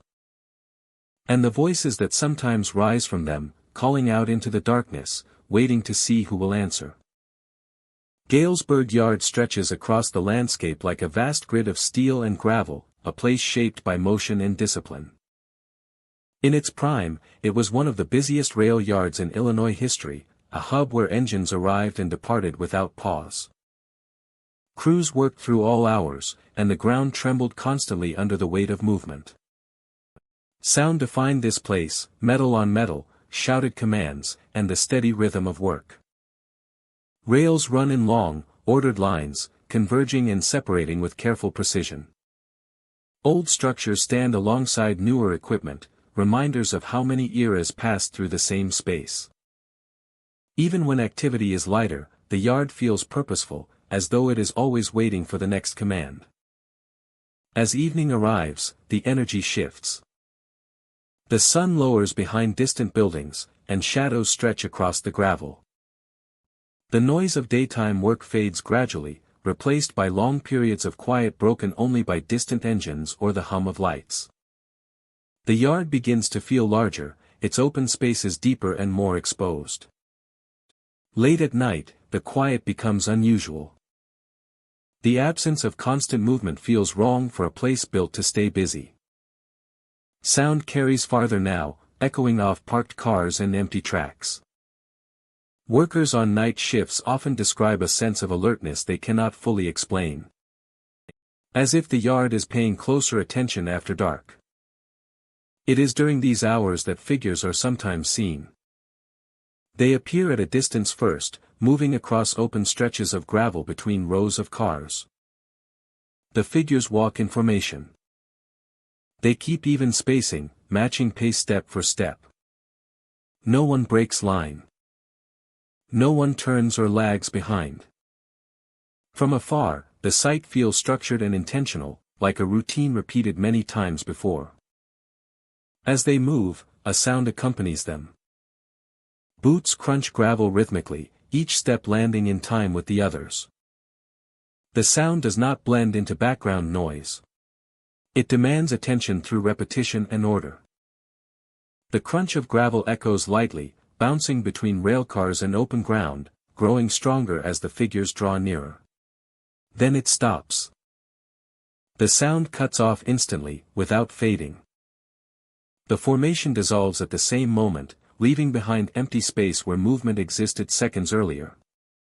Lights reveal nothing but parked cars and undisturbed gravel. The yard resumes its stillness as if nothing interrupted it. These experiences are reported by different workers across different nights. The details remain consistent. Figures in formation. Rhythmic footsteps. Sudden silence. The repetition makes the stories difficult to dismiss, even among those who approach them with skepticism. Galesburg Yard once depended on strict coordination. Crews moved in organized groups, following procedures that left little room for error. Timing mattered. Formation mattered. A single mistake could disrupt the flow of the entire yard. Over time, that discipline became ingrained in the space itself. Some believe the nighttime figures reflect that history. Not individuals, but patterns of movement preserved by repetition. The boots crunching gravel sound familiar to those who worked here for years. It matches the rhythm of crews crossing the yard during shift changes, moving together with purpose. The sound carries memory rather than presence, repeating without needing bodies to produce it. The sudden stop feels deliberate. As if the motion is bound to conditions that cannot be sustained once noticed. The formation does not react to observation, leaving the space abruptly empty. Workers often describe a pressure settling in, subtle but persistent. Movement becomes cautious, even though it is visibly clear. The figures do not rush. Everything remains controlled, restrained by an invisible boundary. Then encountering a threat. Some workers choose not to look directly. Others pause and watch from a distance, curious but wary. Stories circulate quietly. Someone saw the line pass between two parked engines. Someone else heard the boots approach a signal tower before stopping. Another watched the formation dissolve beneath a row of lights. Toward morning, the yard begins to wake again. Engines start. Radios crackle. Movement returns in expected ways. The heaviness of the night lifts gradually, replaced by the practical rhythm of work. The yard looks ordinary. Gravel stretches wide. Cars sit in rows. Nothing suggests organized movement occurred hours earlier. The space offers no evidence, only memory. Yet those who witnessed the night carry the experience with them. The sound of boots on gravel lingers in thought. The image of figures walking in formation returns unexpectedly. The sudden silence feels as present as the noise itself. Galesburg Yard continues to operate, shaped by both past and present. Its history as one of the busiest yards in Illinois has not faded completely.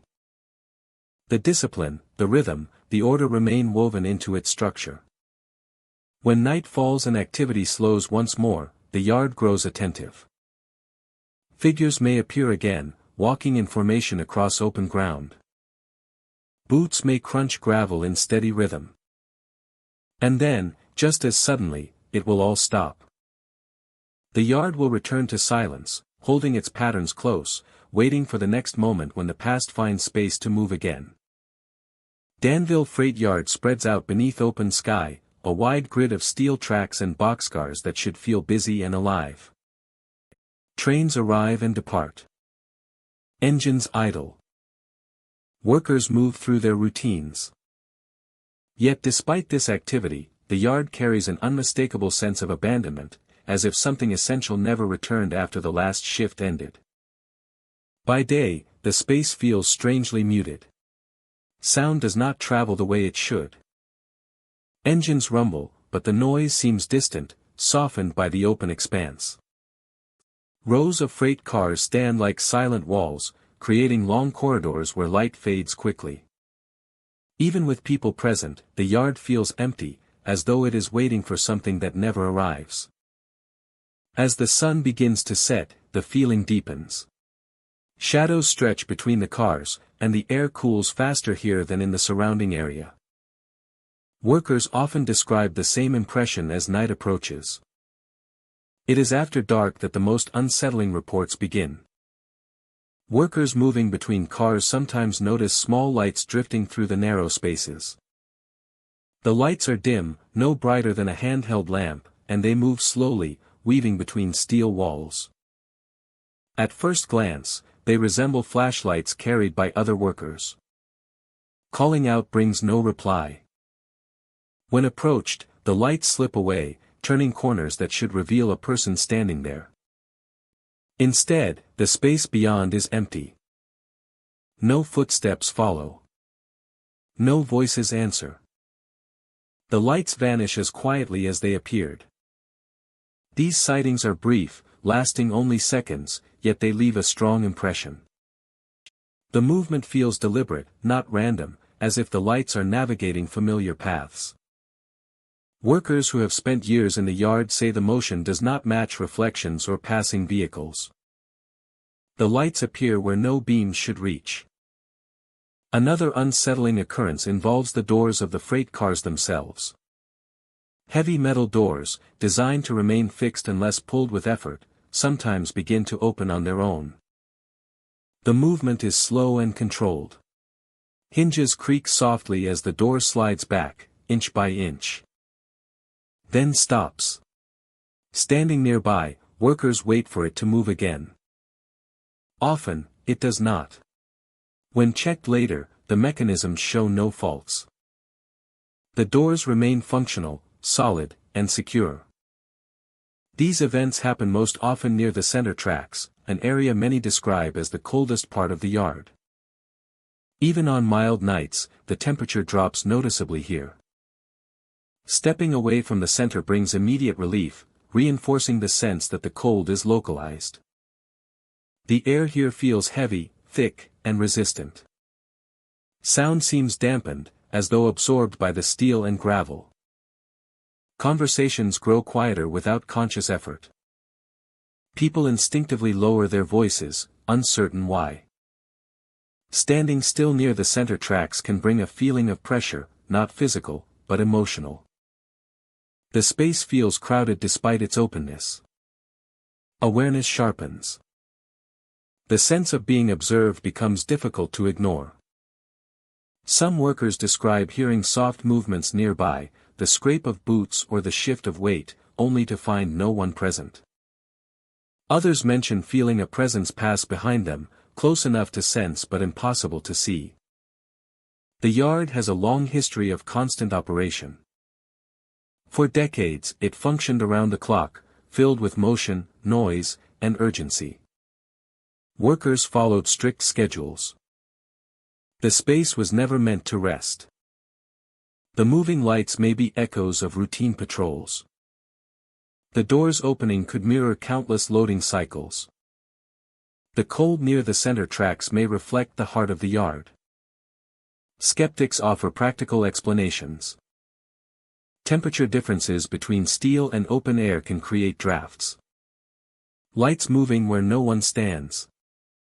Doors opening slowly without cause. Cold air confined to specific tracks. The similarities suggest something rooted in the environment itself. Remaining in the yard for extended periods can feel draining.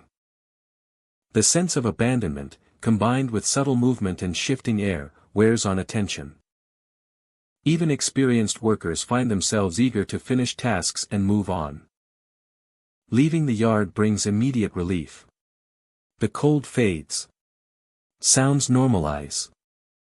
The feeling of emptiness lifts.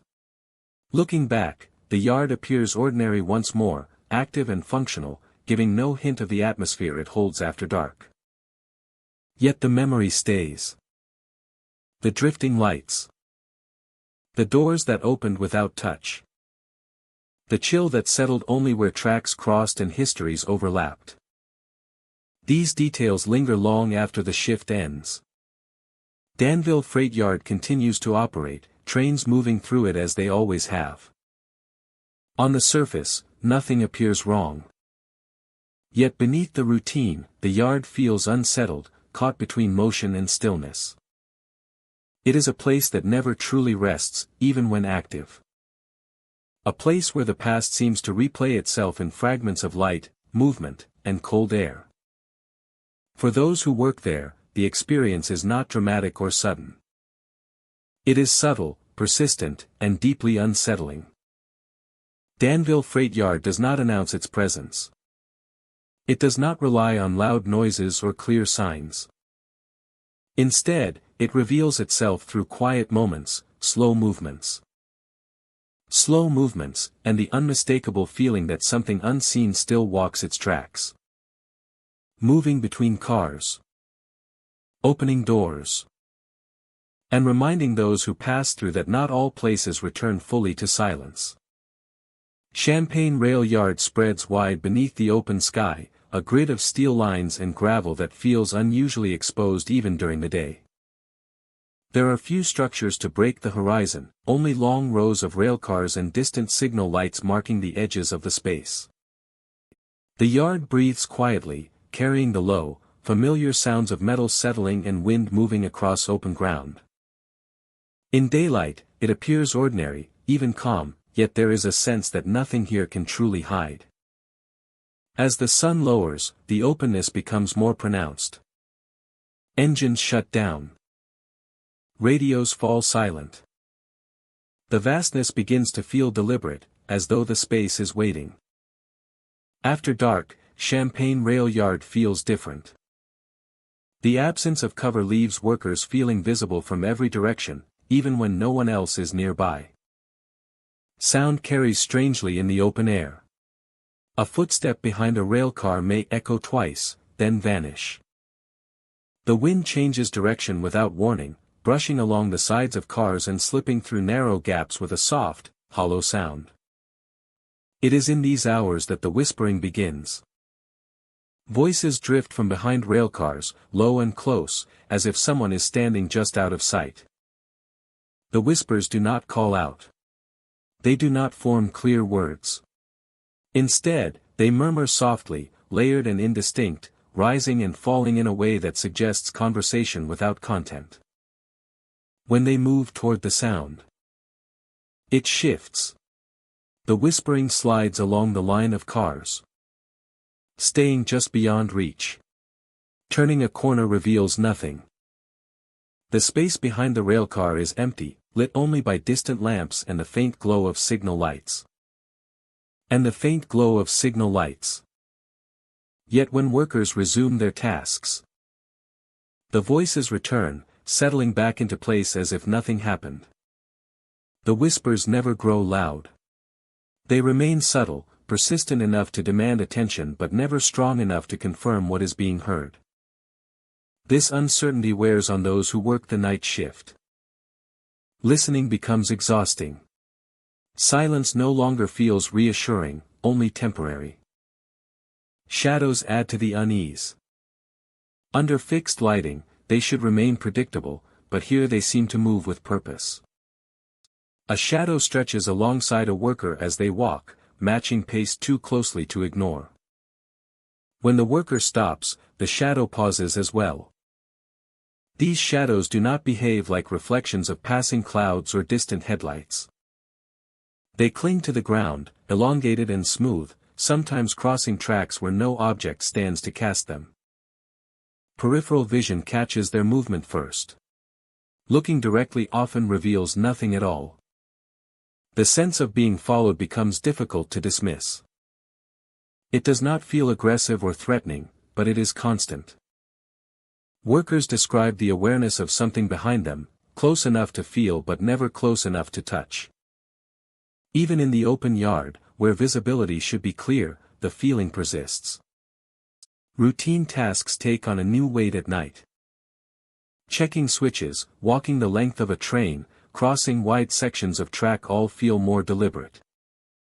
Conversations become brief and focused. No one lingers without reason. There is an unspoken understanding to keep moving, to stay aware, to finish and leave. Those who work here long enough notice patterns. The whispering tends to begin during the quietest hours, when activity drops to a minimum. The shadows appear most often near older railcars. Their paint faded and surfaces worn by years of service. The openness of the yard seems to amplify everything, making small sensations feel enormous. The history of Champagne rail yard stretches back through decades of movement. Trains arrived at all hours, carrying people and cargo through the night. Long shifts, tight schedules, and constant vigilance shaped the rhythm of the place. Over time, the yard absorbed that intensity, the focus required to operate safely in darkness and isolation. Some believe the whispers are echoes of those routines, fragments of communication that once filled the night. Instructions murmured over radios. Conversations shared between railcars. Words spoken quietly to avoid carrying too far. These sounds may have settled into the space, surfacing when conditions are right. The shadows may be impressions of movement, the memory of workers walking the same paths night after night. The yard remembers where people stood, where they walked, where they waited. In the absence of daylight and distraction, those impressions feel closer, more present. Sleep comes poorly after night shifts here. Workers leave the yard feeling restless, minds still alert long after reaching home. Dreams are light and fragmented.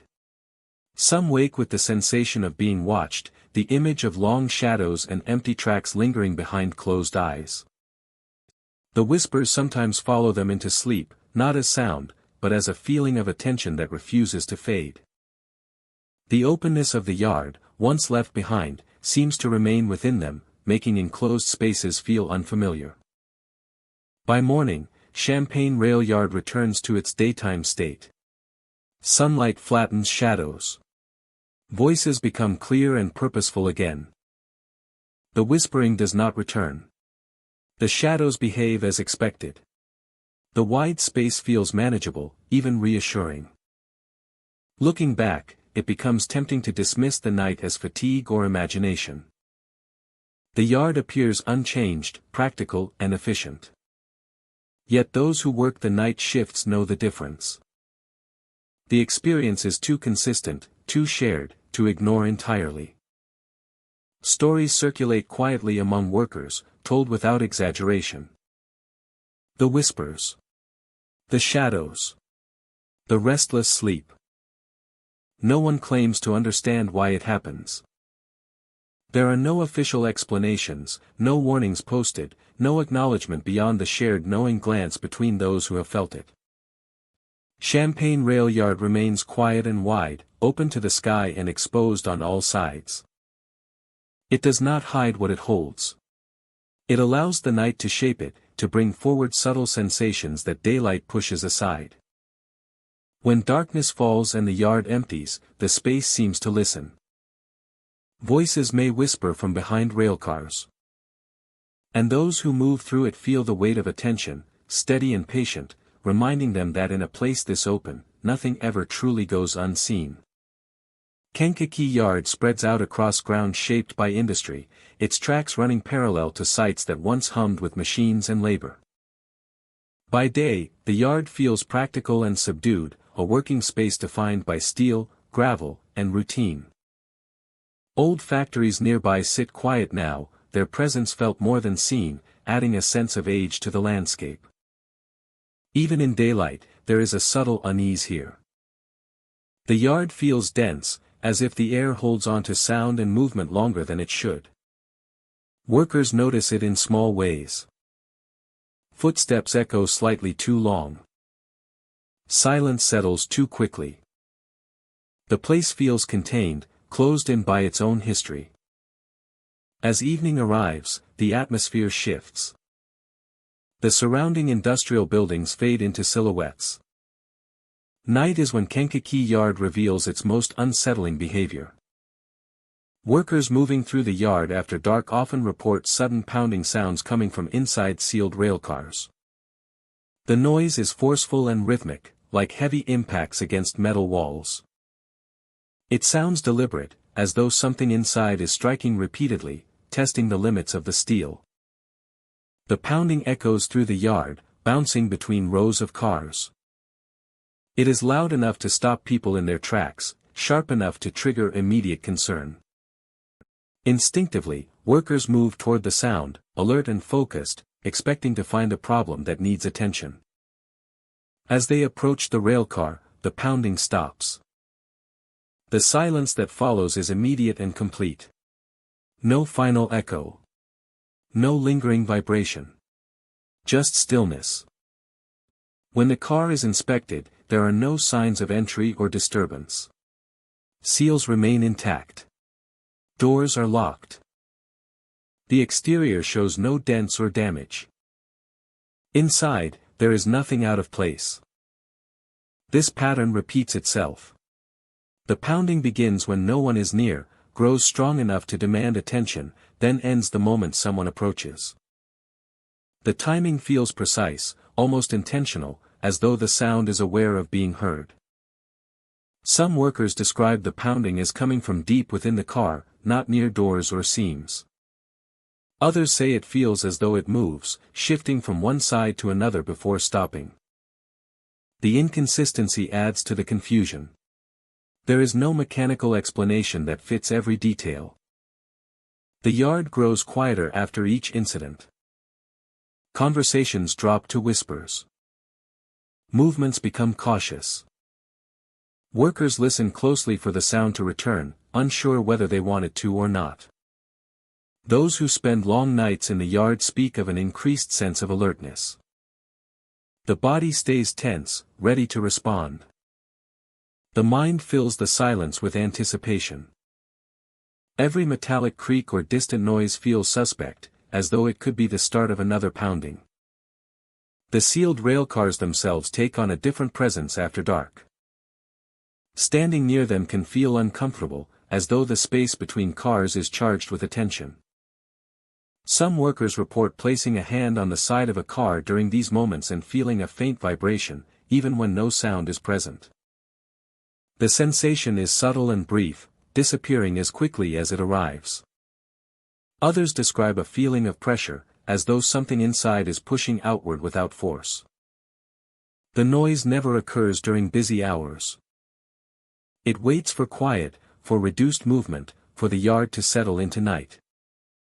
This timing reinforces the belief that the sound is not random. It feels responsive, selective, and deliberate. The industrial history surrounding Kankakee Yard offers possible context. The area once supported constant activity. Materials moved through sealed containers.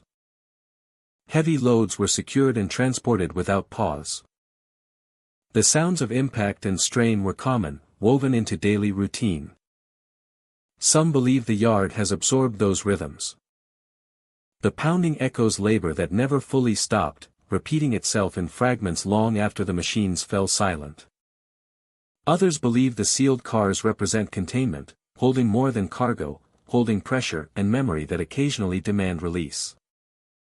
What makes the experience particularly unsettling is the lack of escalation. The pounding never grows violent. It never breaks through. It never leads to discovery. It simply announces itself, then withdraws. A lingering sensation after these encounters. A tightness in the chest. A heightened awareness of surroundings. The feeling that something is waiting just beyond perception.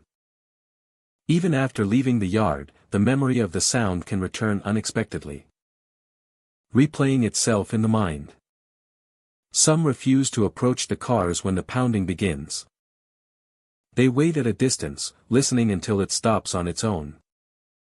Others feel compelled to investigate, driven by responsibility and habit. Regardless of response, the outcome is always the same. Silence. No evidence. No answers. The noise never follows a schedule. It may occur once in a night or several times across a shift. There are nights when it does not happen at all, leaving workers uneasy in its absence, listening for something that does not come. As dawn approaches, the yard slowly releases its grip. The pounding ceases entirely. Morning light reveals nothing unusual. Nothing disturbed. By day, Kankakee Yard looks ordinary again. Tracks lie quiet. Railcars stand where they should. There are no signs of hidden damage or forced entry. To an outside observer, the stories of pounding from sealed cars sound impossible. But those who have heard it know the sound too well. They remember how it stopped the moment they drew near. How the silence felt intentional. How the yard seemed to watch their reaction. Kankakee Yard remains a place shaped by containment and control. Built near sites where industry once demanded everything from those who worked there. Though the machines are gone, the echoes of pressure remain. At night, when the yard grows still and attention sharpens, the sealed cars sometimes remind those nearby that not everything stays quiet just because it is locked away. Quincy Rail Yard stretches along the edge of the river, where steel lines run parallel to slow-moving water. By day, the yard feels practical and exposed, shaped by open sky, rusted rails, and the steady presence of the river beside it. Barges move in the distance, birds circle overhead, and the water reflects sunlight in broken patterns. The yard appears grounded, familiar, and firmly part of the working landscape. As evening approaches, the river begins to darken. Reflections soften, and the surface takes on a deeper tone. And the last light of the sky is absorbed by the water. Activity in the yard slows. Engines quiet. Crews thin out. The wide space between tracks feels larger once the noise fades.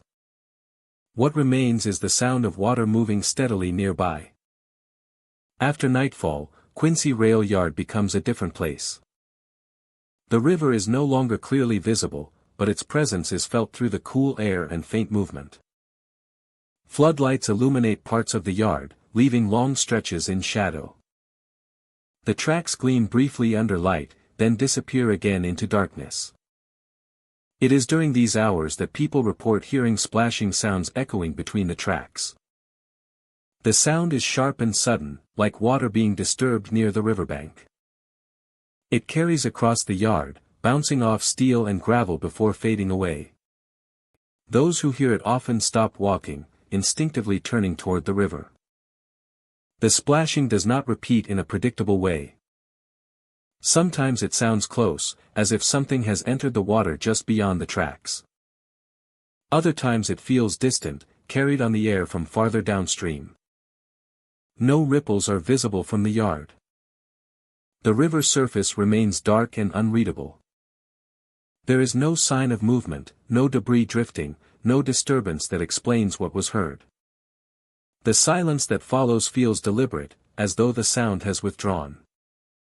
Along the waterline, figures are sometimes seen at night. They appear briefly, standing near the edge where the tracks meet the river. These shapes are often described as human in outline, upright and still. They do not wave or call out.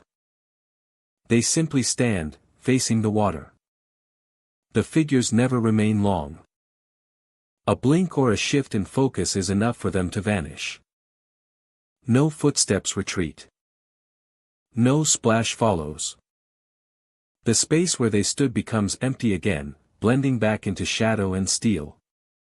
Those who witness this often feel compelled to approach, drawn by curiosity or concern. Yet as they move closer, the sense of presence fades completely. The tracks lie silent. Nothing remains to confirm what was seen. A deep, overwhelming sadness settles in without clear cause. It does not arrive suddenly, but builds slowly, like a weight pressing down on the chest. This sadness feels detached from personal memory. People describe it as environmental, as though the place itself carries emotion. Thoughts become heavier. Movements slow. Conversation fades into quiet reflection. The feeling lingers even when no unusual sights or sounds are present. Some who experience this sadness choose to leave early, unable to explain why staying feels difficult. Others remain longer, trying to understand the source of the emotion. The feeling creates a sense of mourning without a story. The proximity of the river seems to deepen this effect. Water has always played a role here, shaping the yard's layout and movement.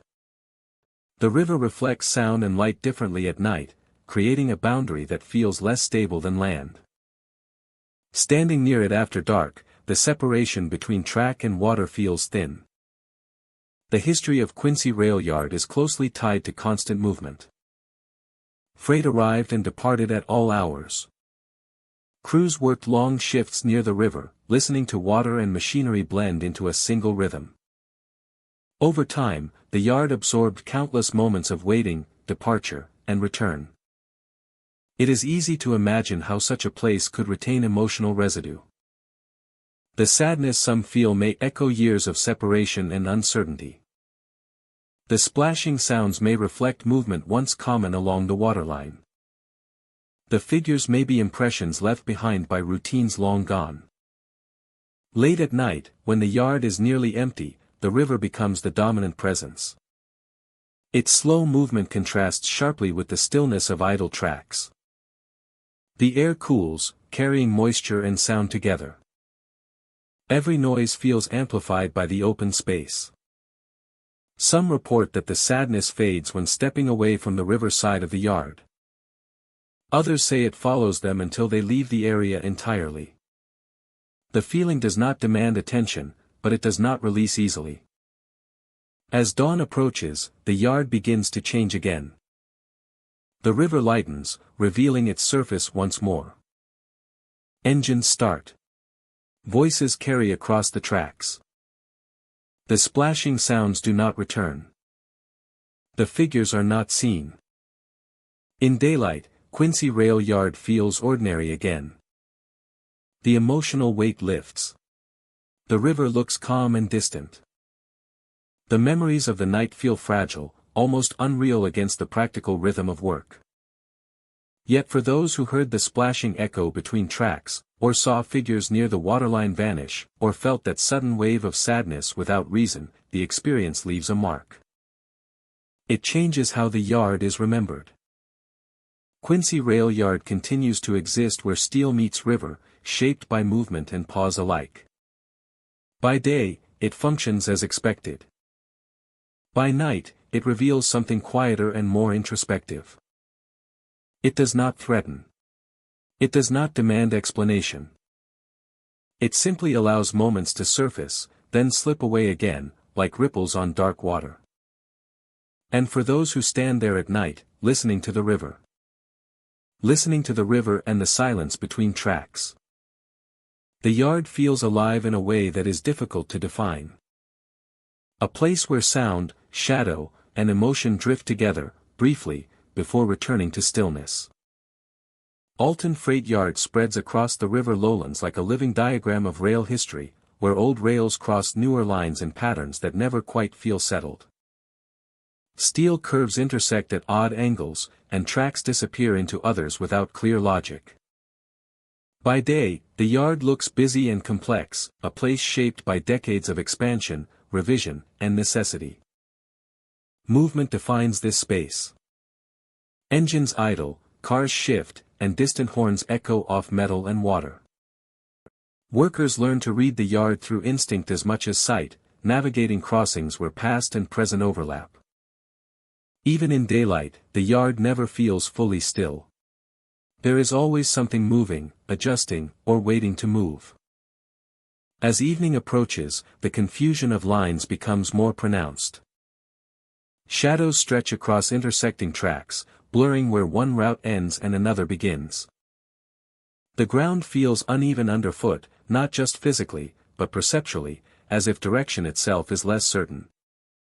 Sound carries strangely here, bending around cars and structures before returning from unexpected angles.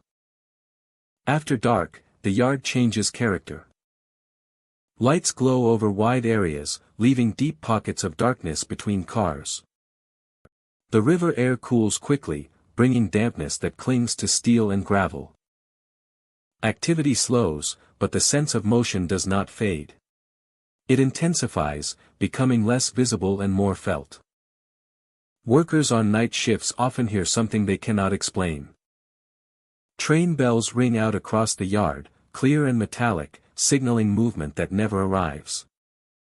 The sound is distinct, familiar to anyone who has worked around rail lines. It rings once, sometimes twice, echoing through the maze of tracks. There is no train. No headlights appear. No vibration follows through the ground. The bell rings without purpose, hanging in the air longer than expected before stopping abruptly. When workers look toward the sound, they find only empty rails and parked cars. The bells do not follow a schedule. They sound at irregular intervals, sometimes closer, sometimes distant. Shadows dart between cars soon after. They move quickly, slipping through narrow gaps where light does not reach. The shapes are low and fleeting, more suggestion than form. They appear to cross tracks in a single motion, then vanish behind steel walls before the eye can fully focus. The shadows do not move randomly. They follow paths that make sense only to those who know the yard well, cutting through spaces used for movement and work. Their speed suggests urgency, but there is no sound to accompany them. Gravel does not shift. Metal does not clatter. Those who notice the shadows often stop walking. The instinct to pause comes without conscious thought. The yard feels suddenly crowded despite appearing empty. The sense of movement increases, pressing in from all directions at once. The bells may ring again. This time, closer, sharper. The sound bounces between cars and structures, overlapping with echoes from other parts of the yard. It becomes difficult to judge distance or direction. The ringing feels less like a signal and more like a reminder. The sense of movement never stops here. Even when nothing visible changes, the yard feels active. Air flows unpredictably between cars, brushing against skin as if something just passed. Shadows shift at the edges of vision. Sound never settles fully into silence. Alton Freight Yard was built layer by layer. Old lines were not erased when new ones were added. They were bent, crossed, and repurposed, creating a landscape where history remains physically present. Trains once followed different routes here, guided by bells, signals, and shouted warnings. Some believe the bells heard at night are echoes of those earlier systems. Warnings meant to prevent collision or confusion, repeated long after their original purpose faded. The yard learned to announce movement, and it continues to do so even when no train responds. The shadows may reflect the same memory. Patterns of labor repeated for generations. Workers moving quickly between cars, crossing tracks before engines arrived. The confusion of crossing lines adds to the unease. Standing in one place, it is possible to hear sound approach from multiple directions at once. Bells, distant metal noises, and the low hum of the yard overlap, creating a sense that movement is happening everywhere and nowhere. Despite this, there is no panic. The yard does not feel hostile. It feels restless. Like a place that never learned how to stop. The movement persists, steady and unyielding. Workers who spend long nights here learn to live with it. They acknowledge the bells without reacting. They notice the shadows without chasing them. Over time, the experiences become part of the yard's character, shared quietly between those who know. Some choose to avoid certain crossings at night. Not because anything has happened there, but because the sense of movement feels strongest. The air feels thicker. The bells ring more often. Shadows seem closer. Toward morning, the atmosphere begins to ease. The bells ring less frequently. The shadows retreat. The yard feels less crowded, as if whatever filled the space has stepped back. Engines start again, and the familiar noise of work returns. In daylight, the yard looks unchanged. Old rails still cross newer lines. Steel still stretches in confusing patterns. Nothing suggests the strange activity of the night. The bells remain silent unless a train truly approaches. Yet those who worked through the dark remember clearly. The ringing without trains. The shadows darting between cars. The feeling that movement never truly stopped, even when everything appeared still. Alton Freight Yard continues to function, bridging eras of rail history. It carries modern freight across ground shaped by older paths, never fully separating what was from what is. The crossings remain. The patterns persist. When night falls again and activity slows, the yard grows alert. Train bells may ring without reason. Shadows may slip between cars. And the sense of movement will remain, flowing through the confusing web of rails, reminding those who listen that some places are built to move, and never truly learn how to rest.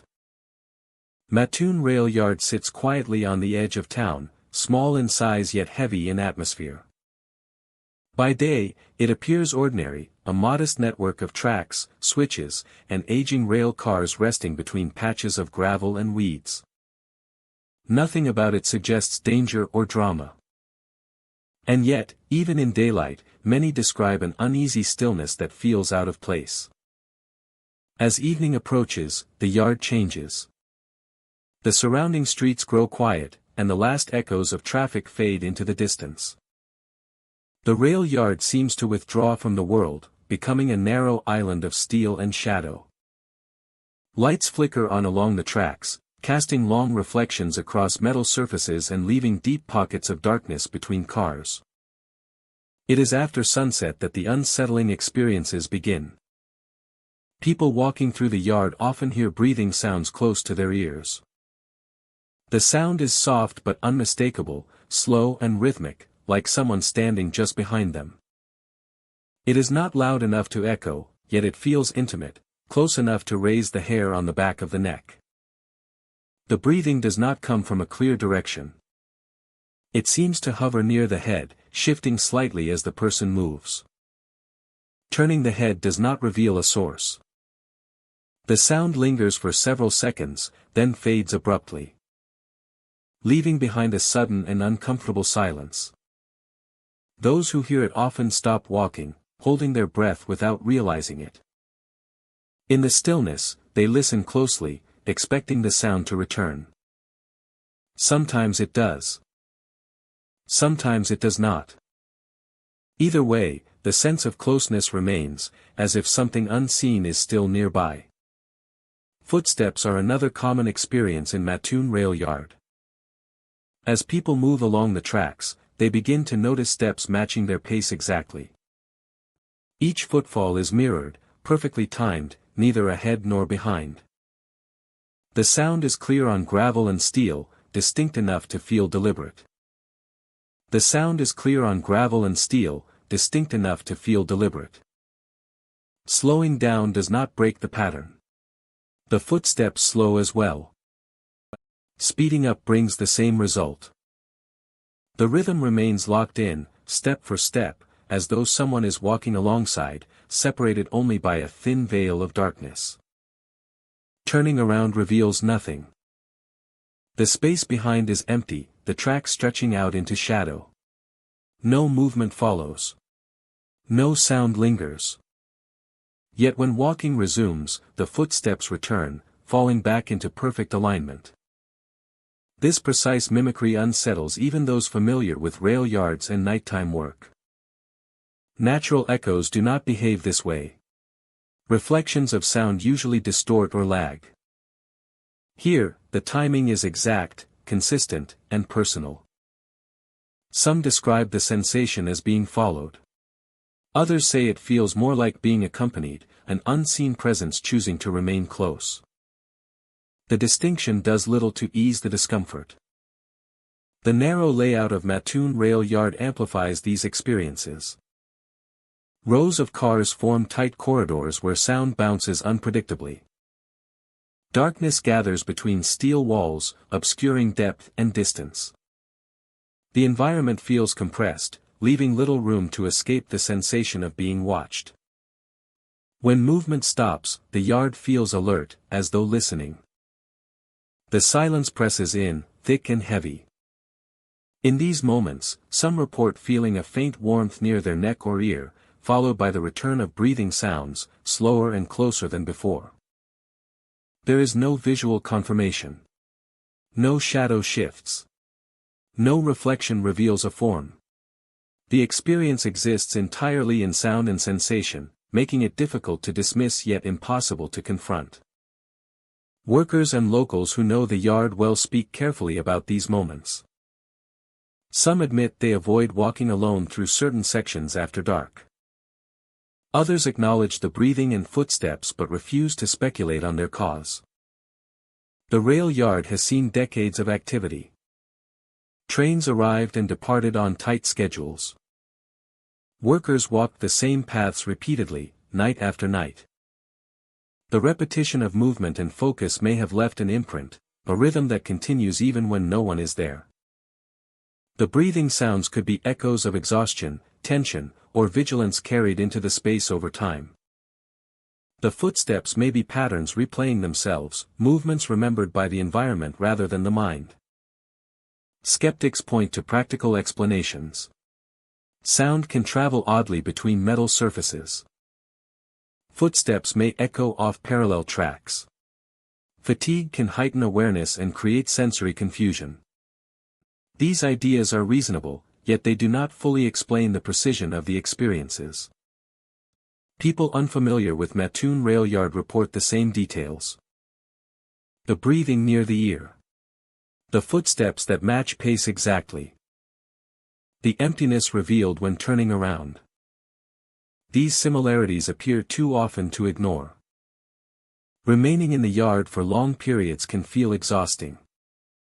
The constant alertness, the inability to fully relax, wears down the senses. Even calm individuals describe a growing urge to leave, driven not by fear, but by discomfort that feels deeply physical. Leaving the rail yard brings immediate relief.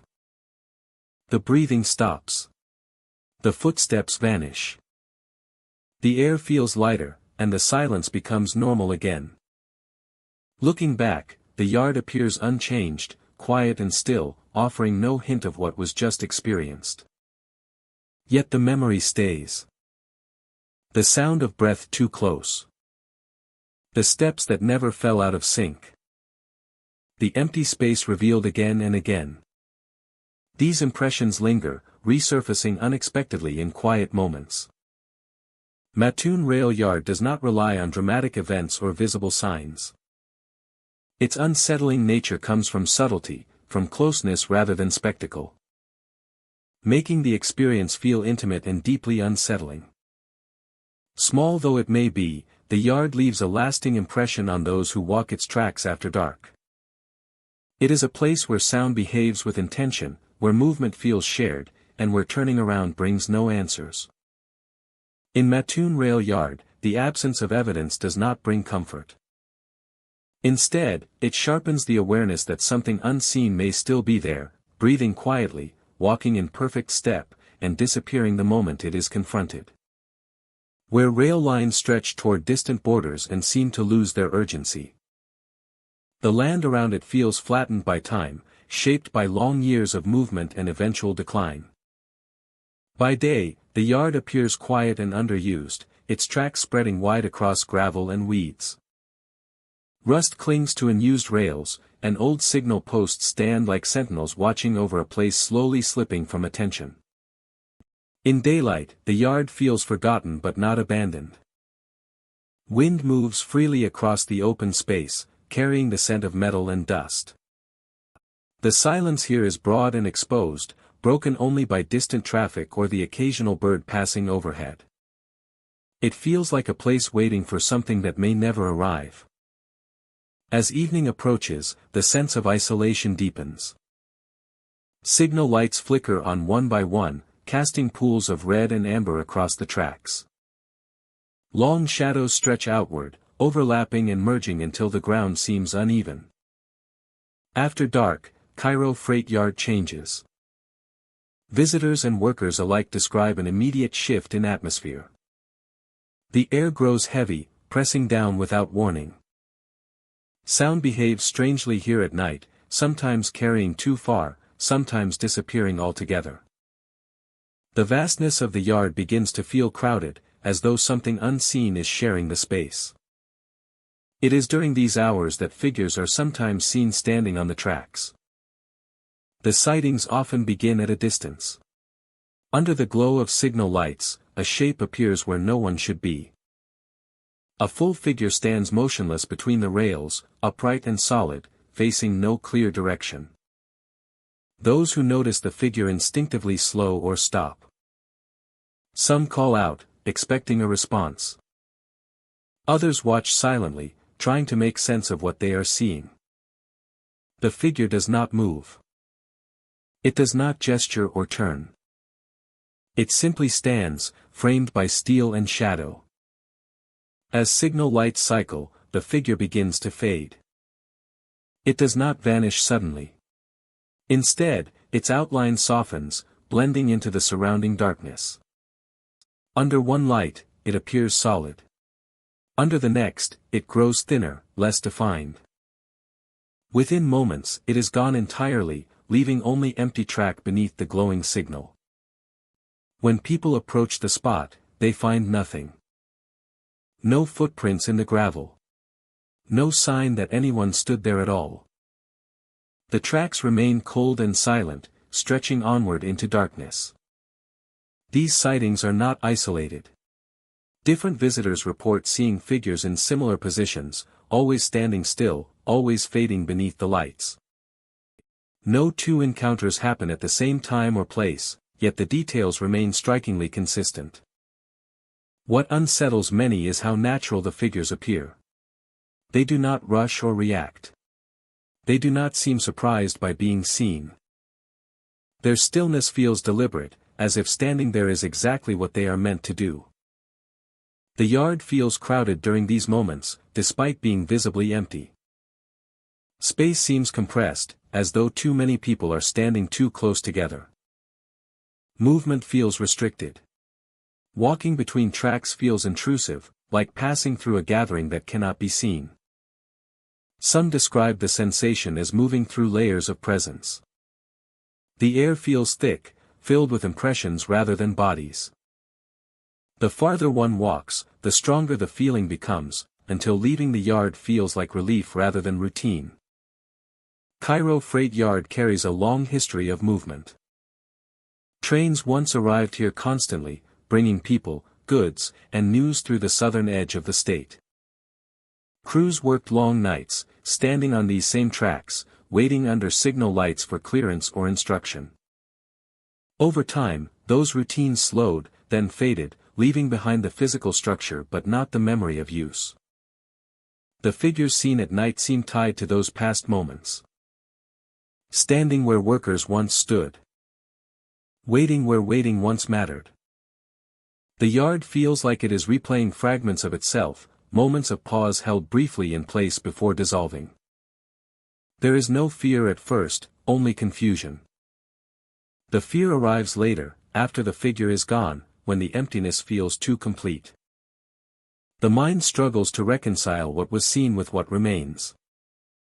Those who experience these sightings often leave the yard quietly. Conversations fade. Movements become deliberate. Even vehicles seem to move more slowly when departing, as if unwilling to disturb what lingers behind. Sleep after visiting Cairo freight yard comes poorly for many. Dreams feature wide-open spaces filled with unseen company. Signal lights flash endlessly. Figures stand just beyond reach, never turning, never speaking. The sense of being surrounded without being touched follows them into rest. By morning, the yard appears unchanged. Sunlight washes over the tracks, flattening shadows and restoring familiar shapes. The memory does not fade with daylight. It remains sharp, anchored to the exact place where a shape once stood and disappeared. The yard feels crowded with memory in a way that is difficult to explain. It is not haunted by noise or movement, but by presence. The feeling that countless moments still exist here, layered and waiting. Cairo freight yard does not announce its past. It does not warn visitors or invite belief. It simply exists at the edge of the state, holding on to what time left behind. When night falls and the signal lights glow once more, the yard seems to fill again. Figures may stand briefly on the tracks, illuminated and then erased by shifting light. They fade away without sound, leaving behind only steel, gravel, and the unmistakable sense that the yard is never truly empty. And for those who walk the tracks after dark, Cairo freight yard offers a quiet reminder that some places remember more than they show, standing patiently at the edge of what has been forgotten. Thank you for walking the haunted freight rail yards of Illinois with me tonight. These places were built to move goods, power cities, and keep the world turning. But they were also built on sacrifice, danger, and loss. Steel remembers footsteps. Tracks remember wheels. And some journeys never truly end. If you ever pass a quiet rail yard after dark, listen closely. The sounds you hear may not belong to the living. Would you dare walk alone through a freight rail yard at midnight, knowing the shadows might be walking with you? Or would you choose to stay far from the tracks once the sun goes down? Rest well, my friend. Until our next haunted journey.